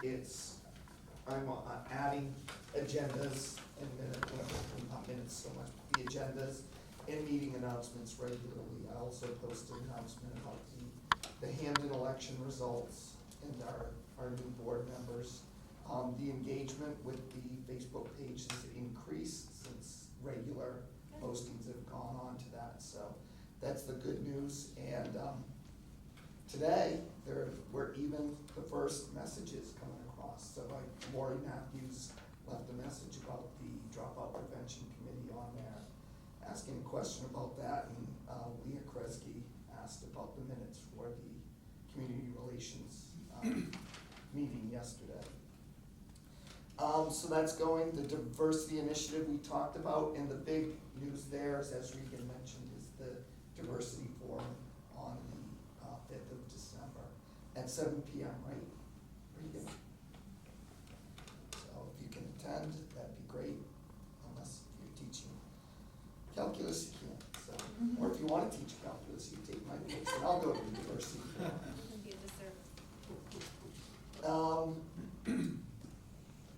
Briefly, we talked about before and after school programming. Shelley Abbott would like to address our committee in January, after the new year, to discuss some ideas that she has.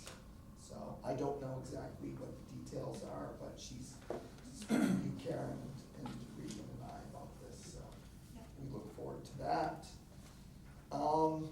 And then we had a former Hampden student, Hampden Academy student, I don't know if he's from Hampden, Eric Ellenwood, come to us to discuss the idea for bike trails behind McGraw School for mountain biking. And Regan is going to put him in touch with Brittany Lehman about some ideas for getting that going. And he's got some great ideas about corporate sponsorship for the trails and funding, so it sounds like a great idea, and he was there. And then thanks to our new board members coming, we had some ideas for actually having an open invitation to the PTOs and the town councils and town managers, an open invitation basically. So I'll be speaking with all of them. And what we are going to do at our next meeting is set an annual schedule, so everyone knows when our meetings are going to be well ahead of time. And try to increase the engagement. Thank you, Lester. You're welcome. I just had a question. It says the new RSU 22 website, a whole website? Our website host is going to be transitioning, and so we will see a new website. And that was an initiative last year from Community Relations to try to bring on the app. And when we investigated all of that, the platform for the app, if they build your website, it all integrates. So that will become. So it just seems like we just did that website not too It's long probably ago. like 4 years ago. Yeah. But I do think there's room for improvement. It's Yeah. clunky to navigate from a parent's perspective to find what you, so that's exciting. And this is something that's been ongoing for over a year, isn't it? Yes. Yes, it has. Okay. I just have like a question, for the website, are we just gonna be like, are we redesigning the format and everything? To our new, like, having it set up in like a different way than it is currently? Yes. Alright, okay. Is that good? Yes, because I know that there are some things or some, like clubs and activities that are not mentioned on the website that are here at Hampden Academy that I kind of like, am questioning like why it's not on there currently. Oh, sure, yes, we can absolutely make those additions. It also will work much better with people's cell phones, so hopefully it will give better access. It's like a voted things. Yeah. On the website. And there's still discussion about an app eventually. This Yes. is tied directly Oh, to tied the to will be it. an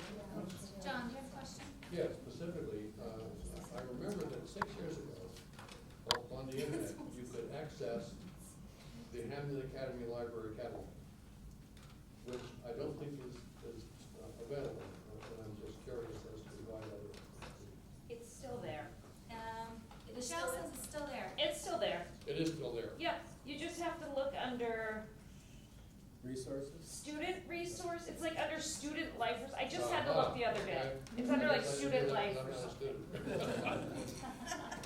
Thank you, Michelle. Thank you. You're welcome, sorry. All students are like, Okay, I think, correct me if I'm wrong, any board member, but I think we can remove the ad hoc board self-evaluation committee for a Yes, little we while. can. And we'll go right into policy consideration, John. Just one tonight, it's policy EFD, which is pricing of school meals, paying for food services and ensuring student access to meals. So this is kind of, was brought in to basically align with the new legislation, I believe, around school meals. So we had a long discussion about this policy. And essentially for me, I guess the two distinguishing things here are there's school meals and then there's a la carte meals. So, so Kathy's telling us the school meals are funded. So if you don't have money on your account, you'll still get a meal. And parents will still get a bill for those meals. If you don't have money on your account and you want to access a la carte, you cannot access that because that's completely separate. But Kathy assured us that there isn't any food shaming around that. I mean, if you get up there, I guess, and if there's no, if you don't have money on your account and you want to have something off a la carte, it's not a big deal. So there was some discussion around keeping that language in. Committee ultimately took a vote with 2 for and 1 against. So that's why this is now being brought. We felt like since there are 2 separate ways to eat your meals, so with that, it's being brought tonight. I move the first reading, motion first reading. Second. Any questions or comments? One question I have is with Kathy is now, and it's not a big deal when she's here for the a la carte piece. Kathy's not here. You just wonder if when someone else comes in, if that would be an issue. I'm just asking. I'm hearing that it's not. It's not, okay. But, and, yeah, I'm hearing this not. Okay, that's good. So, Mary Ann? no, go ahead. No, I'd rather hear. Okay, I just got a quick question anyways. Is cash accepted at the a la carte? I It is. believe so. Yes, it is. Yeah, although they prefer to It have. says it's discouraged, but I didn't know. It is that. discouraged. They'd rather use I forget what the name, My School Bucks. Yeah. app. Or pay before school, That's so you're not right. making the transaction. Yeah. Correct, because they just, it's quicker, obviously, you can punch in each student, Right. puts in the PIN code and boom. Oh, you're looking at a person who paid cash today. You can. I punch in my code, I pay cash, and that's the So way it you're works. paying twice, they're paying for somebody's out. Mary Ann? So I'm the person who voted no against this policy, because it is a policy, and it is a pricing policy. And I believe that it discriminates, against socioeconomically disadvantaged families.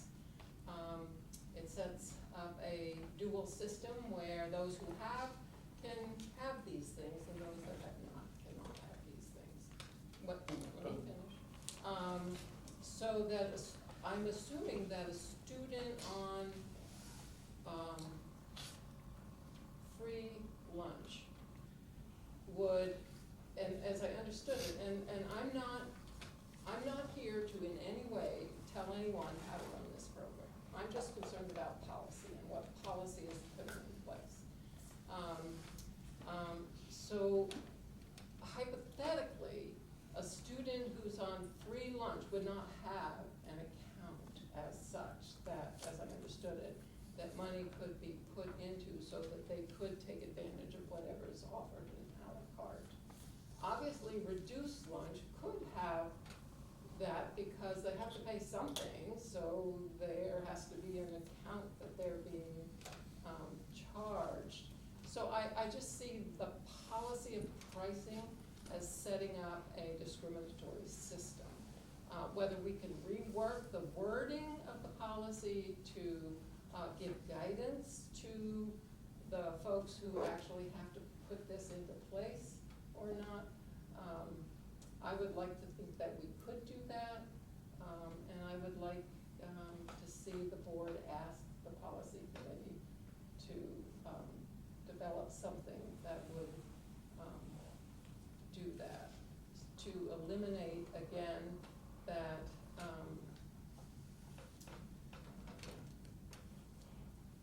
Mary Ann, I want to make sure I'm following you. Are you suggesting the possibility of eliminating the a la carte program? Nope, To create nope, one I'm not system? suggesting that. I think in the minutes, we said just reconsidering rewording, making, is there a policy, is there a way to, make it possible for all students to take advantage of that? Of the a la carte, you mean? I had a lot of questions. I didn't know a lot about what questions to even ask because I didn't understand the system and I'm still unclear. But I really would like the committee to look at that as a possibility because I cannot support a policy that discriminates against. So John, what I was suggesting to chair that committee based on Mary Ann's question, this is the first reading tonight, so when it's on the policy committee next month, we'll have Kathy there as our resident expert to talk about that very thing. Because my understanding is the a la carte is not a subsidized program like Yes. the school is, okay? And that's So the even the difference. reduced is That's for- right, that's the difference. And keep in mind too, that just because a student, let me say this correctly, so if, even if a student, say, can't afford that, there are students who may not have money on their account, period, that normally could get the a la carte. If they don't, they still can't get a la carte either. So in other words, it's not just the have and have-nots, as To you be- had mentioned. To be honest, the way my school bus works, from experience, is you can go in the red, and as a Oh, yeah. parent, get lots of emails saying you owe money, Mhm. and that can be a result of a la carte purchases. Mhm. So they, Surprised. and, which is wonderful for parents like me who forget to replenish that account. Mhm. So I've never had my children denied because there wasn't money in that account for a la carte. I also wanted, I think that every student has an account. It's, they don't all have my school bucks, but even students with free are issued a PIN number and they have an Yes. account That is that correct. they can apply funds to through cash or check. Correct. That's And the- we need to do that because when a student has a free or reduced meal, we're still charging the meal because we have to demonstrate that charge to the Right, state sure. for subsidy, so we do have accounts for it. But I just So wanted to clarify that because I don't know if Mary Is- knew that. Is a la carte, is this like an alternative lunch, It's like you get Gatorade, something cookie, It's like higher extra, end, it's like extra I things. guess I'm, It's like extra things which say, maybe, pizza. you know, pizza, cookie, different So if a drink. kid buys a whole lunch, they might have, Right. the main meal, the salad bar, a bag of chips and a cookie, but another kid can go up and just buy one of those items. okay. But if a kid is on a free or reduced lunch, they basically get the whole thing. So it doesn't even really necessarily look like they're getting a different lunch so much because, some kids have 5 things on their trays and some kids have 3 things and some kids have 1. I mean, this is at the middle school. Sure. I have a lot of time in the lunchroom, let me tell you. And I'd like to add this point. We do have students who would like to have the bag of chips. And so what we are actively doing is helping to coach them to make it into a meal. Because if you want the chips really badly and we just have you put meal components on the tray, you get it. So we have folks who will tell kids, if you want that, just go back and get the milk. And it's all set. I just wanna make sure that we're not gonna create a solution by changing this where there isn't a problem. So could we maybe just look at maybe some of the wording that other school districts who have a la carte at the high school, middle school level, they might have figured it out in their policy that we could mirror. I mean, I don't know if, I think our district's done a wonderful job eliminating stigma around free and reduced lunch. That's what I. And I had that conversation with high school students, of course, and they're all my kids' friends, but I've said to them, do you notice if a kid is denied a la carte, or, you know, or if they're having a meal, like, no, they're not, you would never know. I just have one quick question to clarify. Mary Ann said one thing and Leslie said another. So if I had a free lunch, I can still add money to my, and buy a la carte if I choose it? Sure. Yes.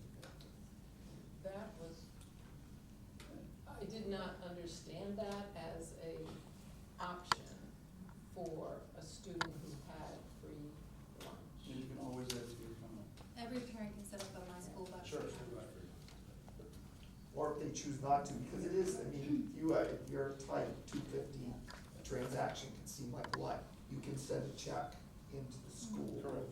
and- Many parents and- don't have checking accounts, so the They cash. could bring I cash. brought cash in. Or money order, I put that in an email, never got it.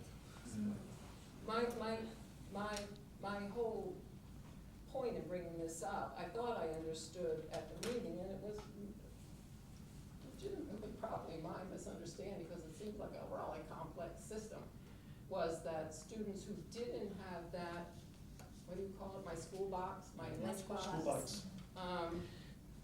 Didn't have a way to put money into an account. They do, all they do is, they just have to create an account with My School Box, and you add money to the account. Every student has a primary lunch account. The parents can make a decision to create a My School Bucks account tied to that. Okay, and it's only through my school, whatever it's called, My School that Box. they can access the a la carte menu. No, No, No. you can bring cash or a check to it's access through it their as well. school account, their lunch account. I mean, My School Bucks pays for And it's full tied to their lunches pay. too. Yes. Correct. The student punches in and then that comes off. No one knows. Yeah, that's right. If You you're free enter, or not. That's right. You You have enter to it. enter your PIN no matter what. You enter a So four-digit no one is PIN. singled out in any capacity. You enter a four-digit PIN and it just comes off. when I go through the lines today, I enter my PIN, 1198, and I pay. Now we know. Should we get Mr. Lyons to pin tomorrow, please? What he didn't specify is he still has cash. 'Cause he hasn't got it. I'm in the red one.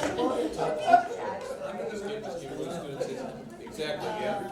All right, so, yes, Mary Ann. I'd just like us to She make gets all the words students in now. that section, so it is clear, that this is available to all students who wish to put funds into their account, or students' families, whatever. Yes. Who wish to put funds into their account so that they can take advantage of it. That's something to, And I think that's that is simple clear. language to, I We'll think. look at look other at. policies. So, Mary Ann, I think that's a fair request to the policy committee. Can I ask Any other another- questions? I do have another question. I get that this is pricing of school meals. Is there another policy, and I'm working my way through all the policies, but is there another one for students? And I'm specifically thinking of the younger children at this point, whose parents become in arrears significantly. At any point, what's the district's policy on providing a different type of meal? I know that's been on the news, I know it's been discussed in other districts, but what happens in this district for? It was on the top Yeah. of this, the old Yes. policy had Yes. language around that, Yes. and the policy committee has eliminated that language. It's now state law. We cannot deny a student a meal. It Right, needs to be I get- same meal. It has to be the same meal. Yes. Okay, thank you. That's the shame one, I thought the shame one. Okay, thanks. Great, so we have a motion on the floor. All those in favor? Any opposed? All right, great, thank you very much, policy committee. Old business, MSMA annual fall conference. Mary Ann and John were our attendees. No, Mary Ann and Mary Ann. Yeah. John. The wrong John. So comments, John, Mary Ann, please. Well, I enjoyed the conference quite a bit. I encourage everybody else to go. I said what I couldn't. I encourage anyone who can next year to go. You can learn a great deal. I attended as a delegate, and in fact, I managed to get a somewhat different decision on the CTE education as opposed to the one that was initially proposed. Nicely done, John. Well, I had help from a number of other people.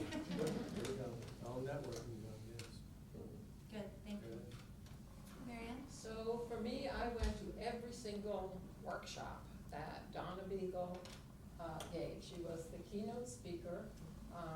She is an amazing story, and her PhD research was on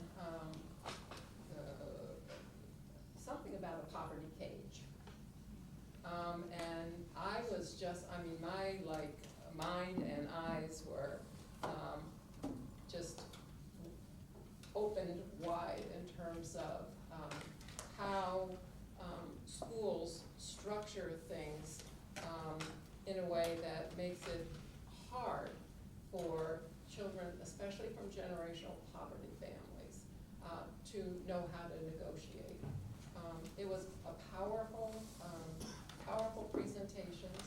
I did put together my takeaways if anyone is interested in them. I will be glad to make them available. I will be bringing them to the Dropout Prevention Committee as a future agenda item, because I think these are the students that are most at risk. I attended a trauma-informed school workshop, and I attended one on equity issues. And I did take out a suggestion at one of the individuals who did the equity presentation and got on and did the Harvard implicit bias survey.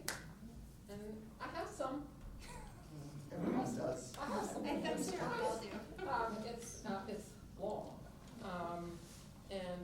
Is it free? Oh, yeah. Yeah. Can you send the link to all the board? Sure, That would sure. be an interesting Just make exercise. sure you set aside a good amount of time to do it. The most interesting thing about that workshop was the gentleman who partnered was a restorative justice coordinator. And I asked him how that got funded. He's in the Lewiston schools. And he's responsible for the restorative justice program.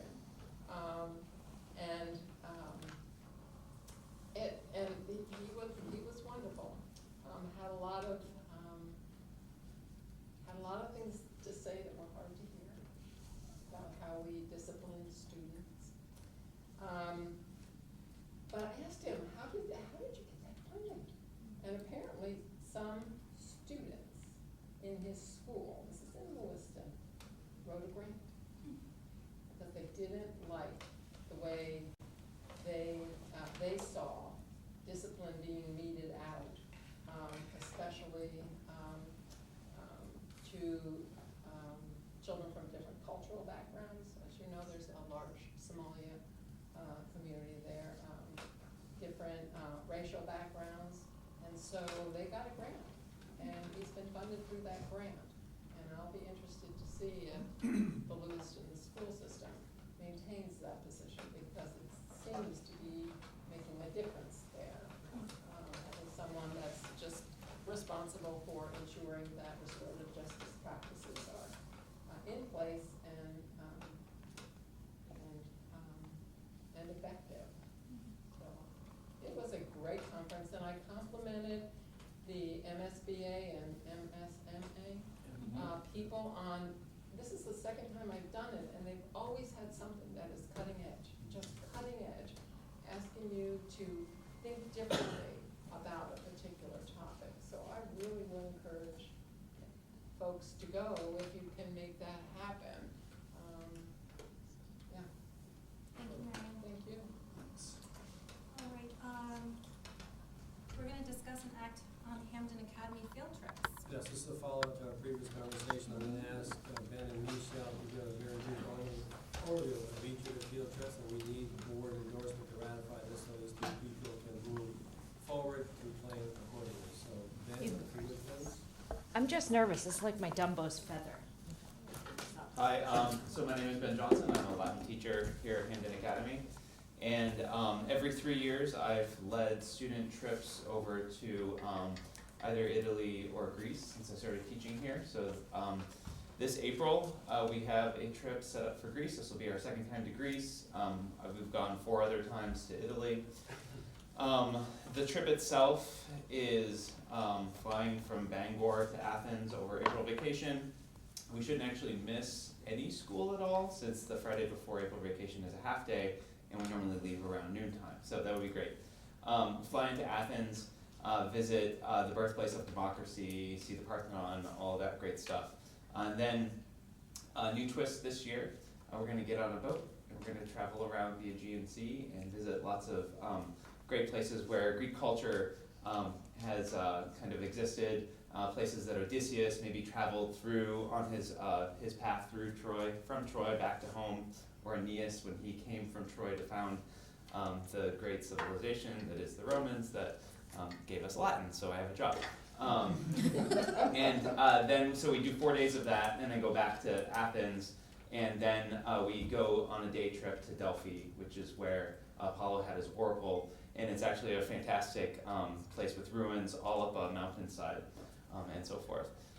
We have, I have, if you count chaperones, 35 travelers planning to go, and most are fully paid, some still have yet to pay. And the company that we use and have used in the past is a company called World Strides, and they pride themselves on having active educational trips. And so, along with providing students with opportunities inside of cities, so there's no busing from a hotel that's like 30 miles outside of a city in that wastes time. Instead, we're right in the middle of the city. We'll be right in the middle of Athens. We'll be right there next to the old agora, the Acropolis and everything. We'll walk everywhere, and we'll participate in active learning exercises like Greek dancing, or when we were in Italy last time, we went to a gladiator training school for half a day. That was fantastic. So it's a great opportunity for our kids. It gets them out. For a lot of the kids, this is their first trip overseas, and it gets them that thirst for traveling and exploring other cultures. And it's also a great way for me to expose the students to the things that we've been studying in person. Textbooks work great, but there's nothing like actually going there and seeing this stuff. So right now in my Latin 3 class, we're in Delphi, and we're talking to the Oracle of Apollo. And then a lot of these kids are gonna go there and see what actually we were reading about, or what the poet was intending people to visualize. And so that's more or less the overview of this trip, and that's gonna be happening April 2020. Thank you, Ben. Michelle, and your trip? And so my trip is actually not this school year, it's April of 2021, so it's still 17 months away. This trip is a combination science, social studies, I teach modern global perspectives and history here at the high school. So this trip is a combination of English and the social studies department trip. It's a little bit different than Ben's in that it's a service learning trip. So one of the things we'll be doing while we are in South Africa is visiting the school system there and helping with whatever projects that the elementary schools that we'll visit may need. That's a little bit vague at this point in time because it is 17 months away, so we don't know what projects they may need help with, and they may not know that yet. So we would be, unlike Ben, missing 1 day of school because we come back the Monday after April vacation, but just the 1 day. We fly into a city called Cape Town, which is on the very, very, very bottom of South Africa, the very, very southern part of South Africa. It is a city about the size of Boston, very similar to Boston in that it is a tourist destination. There are there's one of those, like the London Eye with those big slow-moving Ferris wheels. There's one of those on the waterfront, and there are many really interesting natural rock outcroppings. There's a big mountain called Table Mountain, which hopefully, weather permitting, we will get to visit up there, which is 1,100 feet up in the air. It's a predominant vista from anywhere in the city. And so when we are in Cape Town, we will be also, in addition to visiting schools, visiting some different museums about the era of apartheid. We'll also be taking a day trip to Robben Island, which is where Nelson Mandela was incarcerated. That has been turned into a museum, so you can take a ferry out there and go for the day and come back. The second part of the trip is when we will travel to the other capital city. South Africa has two, Cape Town being the first. The other capital city is Johannesburg. It is inland, a little to the north, and it's about the size of New York City. While we are there, we will be visiting some cultural locations, learning about some of the 11 different cultures that are predominant in the country of South Africa. Another thing that we'll be doing is visiting what the South Africans call the most important street in the whole world. And the reason why they call it the most important street in the whole world is because 2 winners of the Nobel Peace Prize have lived on that street. Nelson Mandela and Desmond Tutu both have houses there. Nelson Mandela's house has been turned into a museum, and Desmond Tutu and his wife still use that house when they're in residence in South Africa, so you can't go there. Because they live there.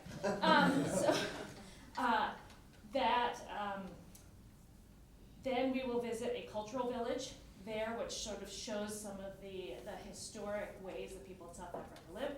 And we will culminate our stay with a 1.5-day-long safari, which is just outside of Johannesburg, to see all the awesome animals.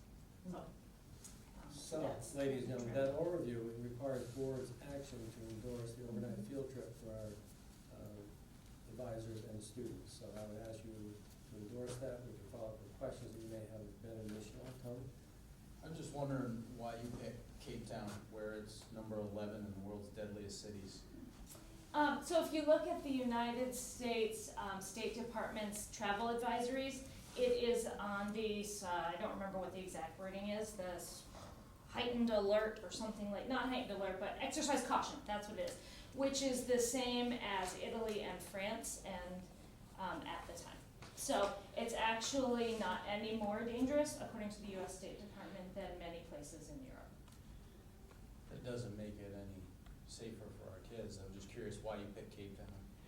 Why did I pick Cape Town? I picked South Africa as a trip because that was one of the locations that was offered by this company, World Strides, that we use.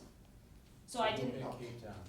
Pardon me? So who picked Cape Town? That is part of when you look at these trips that are offered through organizations like World Strides, they have packaged trips that you go on, right? So Ben's trip is going to. It's called Greek Gods and Myths. Ben's trip is Greek Gods and Myths. Mine is service learning, and so the places it is a package deal. So it's not. A la carte. I was going to say that, but then I thought, yes, it's not an a la carte thing. So you that's what you pick. So that's the benefit of having the company behind us. And when I've gone, every single time I've gone, we've always had one of their vice presidents pop by, talk about the tour, see how things are going, make sure that that we know that there is a staff in the locations where we are in case any issues happen. The job of the company is to make sure that the trip runs smoothly and everything is safe, and their experience with that. And that has been my experience that they treat the trip with the utmost care. And so if we ever have any issues, we know that there's their offices in the city that are there. They're able to communicate with local authorities if anything goes wrong, and they're often looking ahead of time in advance to see if there are any changes to the trip that need to be made. So according to the United States travel website, it says exercise increased caution due to crime, civil unrest, drought, violent crime, armed robbery, rape, carjacking, mugging, smashing grass, attacks on vehicles is common. There is a higher risk of violent crime. And this is where we want to take our kids? Just asking. Well, I think a question I'd like to ask is World Strides, when they facilitate the trips, they must also be utilizing such advisories. So if there was a situation where they have a year where there's been an issue, or they know that there is a heightened alert, and I don't know the levels that. Well, this is as of July of 19. Okay, so I pretty mean, this was recent. just recent. I know, so my experience, so the first time I went to Greece was in 2011, and at that time, there were questions about whether Greece, their economy was going through a lot of turmoil back then. So I reached out to the company just to see, so what provisions do you have for the trip if there are any changes that are needed to be made or anything like that. And again, they stress to me that if they feel that they can't take student groups to certain places, then they would not do that. I mean, this is their company, and this is their reputation that's at risk for doing things inappropriately. And they, when my experiences have been great with making changes on the fly. That usually involves just like changing restaurants if a restaurant isn't up to snuff. But I know when the volcano erupted in Iceland and no one could travel, and that happened during April vacation, we had a whole lot of trips that had to get rearranged really quickly. And again, this is what they do. So I know that a volcano is not similar to what you're talking about, but it is something that these are the experienced people. They've led trips in South Africa. I know that they worked on creating the South Africa trip because I talked with one of our tour directors was working with World Strides, this was back in 2008, to create this trip to South Africa to make sure that it's an appropriate trip for student groups. This is also not the only, we use World Strides in our district because of its reputation, because of the product that it delivers. It delivers a superior product, in our opinion, I guess we can qualify that, to some of the other companies that exist, but it is not the only company that offers travel to South Africa as a trip. So do we have a motion on the floor to approve the field trip request, international field trip request? I have a point of order. I'm trying desperately to pull up the field trip policy. Yeah. I can't find it. Okay. But this is not a school field trip. I mean, the school is not organizing this, paying for it. That's true. But our children are participating though. And I think we talked little bit about this last time, Yeah. whether this even needs approval, because this is organized, yes, our students, but it's the parents and these wonderful individuals who are willing to take their time to provide this opportunity. So my question is this something we really need to vote on? Yes. My answer is yes. I don't believe the policy. It is, and Ben, did you have something? Yeah, I mean, I like the fact that as a teacher, I go there knowing that the students are held to the same sort of rules that we expect on any normal field trip. That we can like say that if you make bad decisions, like there will be consequences back here, and that I am as a teacher, I'm going as their teacher as well. I know that they can't really they won't change their opinion of me if I'm saying, well, technically I'm not your teacher on this.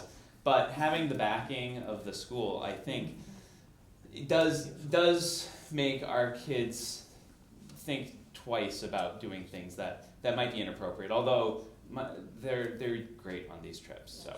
Well, and the trips are designed that there is so much that is done every single day, and I think that's very much purposeful. That what they're looking forward to is putting their head on a pillow in the evening, and not what extracurricular fun can we find. So I want to clarify too, these trips have basically already been booked, students have paid for, or some students have paid for. Yeah. But Itineraries. it's an overnight trip, so it requires board. Yep. And we've already approved it once. That's what I thought too. So. The African one also. You guys are Yes. falling Last victim year. of turnover. And came back. That's how it goes. Yeah. Listen, I get so excited And to talk about it. I lectured someone about not putting it on the agenda again once it's approved, but we learned our lesson on this one. Yes, Mary? So then does our insurance policy cover them being in very hostile environments? Do you want to cover the liability issue? Is there like a liability? There's a liability that comes along with the company, Yeah. and parents have the option of buying greater insurance to go along with it. But I mean, I'm not a lawyer, so I can't answer the question of like if something were to happen, what is the school's liability on that? But because the students are paying in for part of the trip, I would think that the liability rests with the trip and not with the school itself. There must be parent consent. I'm sure. Oh yeah, Dogs yeah. they sign. Yeah, Yes. everything is. Yes. There's no way a kid could wind up on this trip without parental consent. Absolutely not. I mean, And then we have gone, I have in the past, I've always made sure that, part of the stuff that gets signed is the district, field trip form that has the liability towards the board. And then also, again, because it's a school sponsored, or however we wanna call it, the overnight, expectations form, which is really important, I think. And, I mean, as the. Motion on the floor? So moved. Yeah, second. Thank you, okay, yes, go Lester. Did you have a question? No, I was Oh, just I'm gonna make sorry, I a interrupted comment. you. That's right. That's all right. You gotta get things moving. She's the chair. Do we have any other, questions? If you've already approved this, why are we doing it again? The board made a motion at the last board meeting to bring these, invite these two to come and inform us more. And we did have them on the slate to approve, so the board's requesting to approve again. But they've already, in a sense, booked it. I think Right. we only approved Michelle's trip. I don't remember approving Ben's. Well, so last year at this time, I brought the trip to Mr. Tracy, knowing that that's Yeah. hopefully the standard Yeah. proper procedure, and said, I would like to do this trip, it's time for every 3 years, can you bring it in front of the board to approve it? And then I talked to him later and he said, go for it. So I mean, I think that, I hope that I did my due diligence, that he did his due Yeah, diligence. I think he did. We're talking about like whole We're last going- year and everything. We're going to vote tonight, whether we needed to or not. And We're that's just going fine, to do it. but I'm just wondering if in future, that they come to us before they book it, saying, this is the one we want to take, and then we approve it prior to them already saying we're going. That's probably what they did. I think that I they think did Is that. that what it is? Yeah. That's exactly. What ended up happening is that field trips were on the list of field trips at the last board meeting, so it created some discussion. It's a little bit complicated by the time difference too, Yeah. as in mine actually isn't this year. Right, So- So I could come back next November too, and do it again, I mean, I don't mind, I like talking about it. Thank you. Mary Ann, do you have a question? Well, just this policy, I haven't got the regulations pulled up, and I think that's probably what addresses it, but this policy says nothing about overnight. Where It is says it? Where is it? non-school sponsored travel and school sponsored travel. So I'm assuming we are saying this is school sponsored travel. I can assure you, I can assure you with 100% conviction that the overnight language is in either the policy or the regulation. It'd be in the Because regulations. it's been just brought up, I'm a sticker with the principals, if you don't have it approved, it ain't gonna happen if it's overnight. That's right. Okay. We're given a form at the beginning of every year, whether or not you have, and it's actually at the end of our faculty handbook, that says your overnight field trips need to be listed here, and the form is due by Right. whatever date it says. So I'm gonna ask for a vote. So we have a motion on the floor, to approve the 2 international trips, one in 2020, one in 2021, both for people vacation. For all those in favor of the motion, please say raise your hands. And all those opposed? And Jim, what's your vote? I'm an abstention. You're gonna Yeah, abstain? I need more information on a couple things, but doesn't matter anyway. Okay. Did you get that, Regan? Yes. Thank you very much Thank you, for Beth. sticking Thank you. with us. And now, we're gonna go into new business and discuss and act on a recommendation for Assistant Superintendent of Schools. Okay, I'll start on that. So given that I'm in the spirit of being transparent tonight, I want to share a lot of information for the benefit of our communities, because it does give me great pleasure to advance to the board tonight the nomination of Christine Boone as our Assistant Superintendent for Development. And let me go over how we arrived at this process. The committee was made up of, along with myself, was Regan, Mr. Tracy, Mrs. Giard, Mrs. Moore, the principal at Smith, Lynn Wells, our Director of Special Services, our own Jane Dyer, and Karen Hodge was on the committee.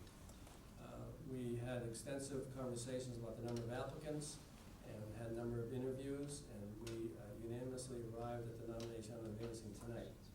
So in the spirit of transparency, I think it's relevant and important for the community to understand that Christine, we call her Tina, actually working in reverse, is currently the superintendent of schools in the Glenburn school system. Prior to that, she was a principal at the Weatherby School, according to her notes from 2013, 2017, also was affiliated with the Gifted and Talented program. Prior to that, she served as a principal in Frankfort, Stockton Springs, a neighboring district, also was heavily involved in gifted and talented responsibilities there as well. She's been a faculty instructor at Hudson University. She's been a School of Education field supervisor. She was an assistant principal at the Miller Elementary School in SAD 40, which is the Waldoboro area. She, believe it or not, gravitated out to the Midwest in Las Vegas, where she was a teacher in 94 to 96, 97 to 2001, and also 96 to 97.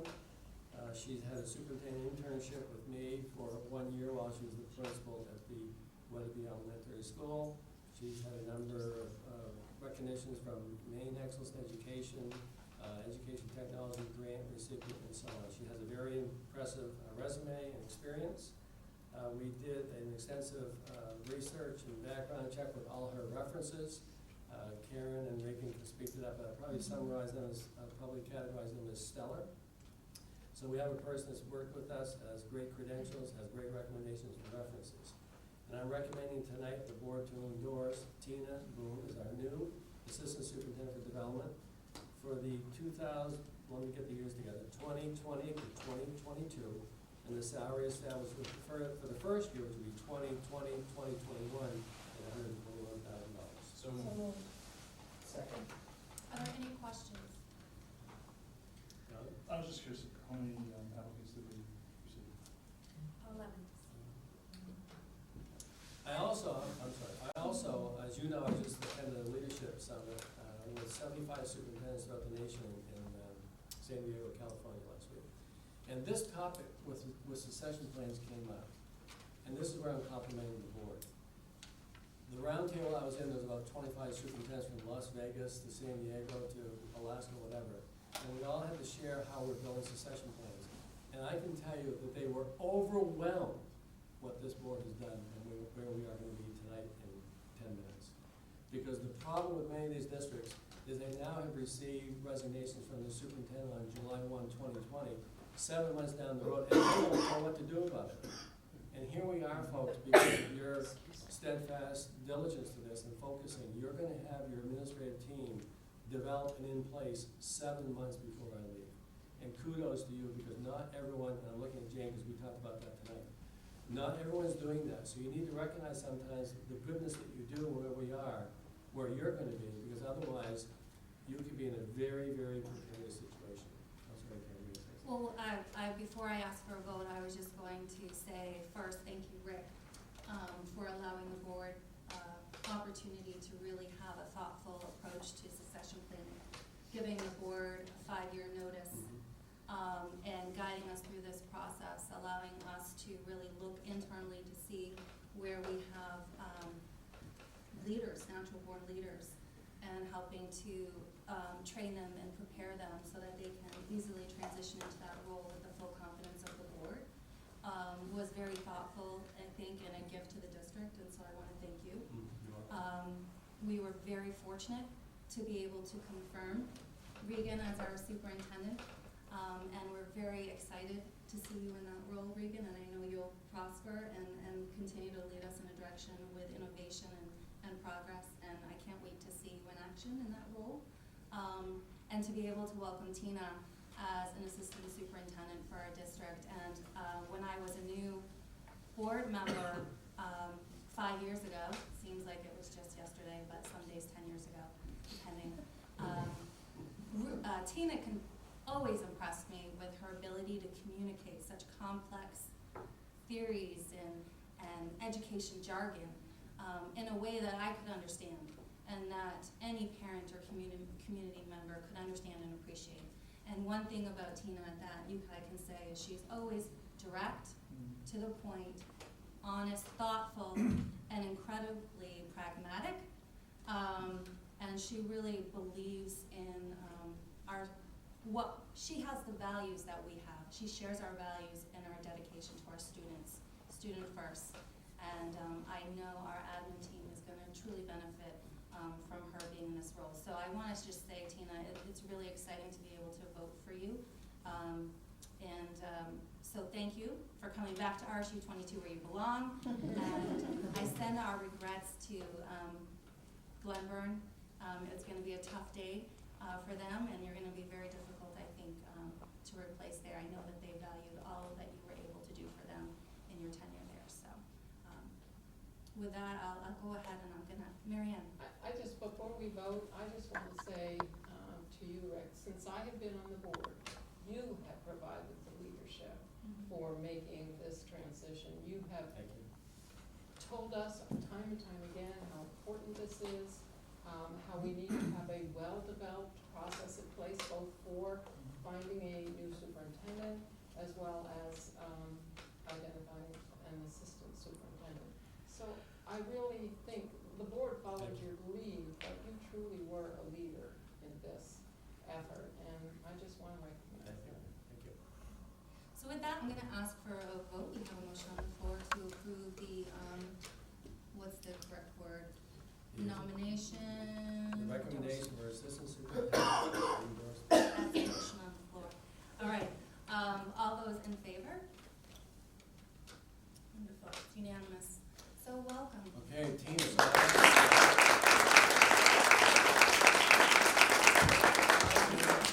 It's very, very exciting to get to tackle this new job next year. I think it's a dream that a person gets to be an instructional leader and help grow even greater schools than RSU 20 already offers.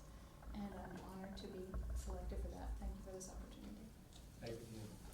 Regan, would you like to outline to the board as to what our plan for distribution to the community is with this approach? Yes. We are going to be issuing tonight a district-wide email to let our staff know what we've had for a nomination and the unanimous approval. We'll also be pushing out a short Facebook announcement tonight. We'll then move forward with the Link 22 article that's quite comprehensive, and we've had Tina interviewed so that the community can hear directly from her, and that will come out, of course, over Thanksgiving. So we have a plan in place to make sure we're hitting all of our communities. Very good. Thank you. Again, congratulations, Tina. Is it too early to, is the start date already decided, or is that too early? Sure, so the start date for Tina's contract is July 1st, 2020. Okay. Tina currently works part-time in Glenburn, and so we will be sitting down with her to carve out time this spring that she has available to start some transition planning and also get her up to speed so that we can move forward. I need to make a motion to extend the meeting for how much time do you want? Mary? Well, I don't know how much time people are gonna wanna put into this now. It's up to you. What do we have for presentations lined up for December's meeting? We can do it next month. We don't have anything lined up for December. Mary, you okay for next month, and we postpone it for next month? That's fine. What I would like to direct your attention to, though, that you would have information that was in your packet. I did put in the PowerPoint that we used for the Education Committee last month, so you're welcome to take a look at that. Also, in my curriculum update, I did speak to the results some today. And so I'm happy to do whatever we need in December, but I know it's late for people to get into. Why don't we review the materials we have available? If you have questions for Mary, email them, and then you can come prepared to the December presentation. Yes. Ready to answer some of those questions? Yes. We have a couple of other cleanups, and we have 1 minute, so can you extend it 10 minutes? So that was no pressure. I make a motion to extend 10 minutes. All those in favor? Second. Those opposed? Okay, go for it. What were we in? We need to set meetings. Yes. What committee needs to set a meeting? It's already set. Building committee is already set? Finance is set. Community relations is set. Okay, Review is set. okay. Okay, we do need to set for building. Building needs to be scheduled. The only thing is Alan's not here this evening, so.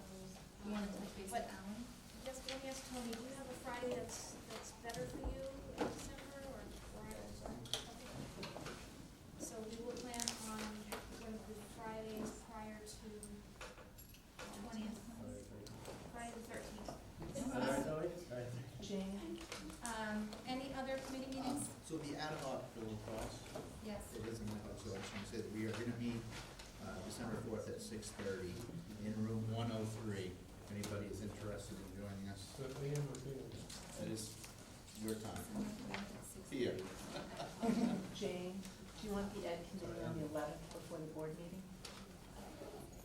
It's on there.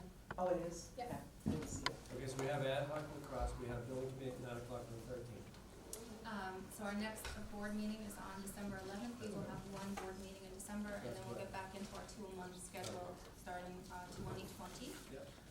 We have no executive session. Are there any other business topics of business we need to discuss this evening?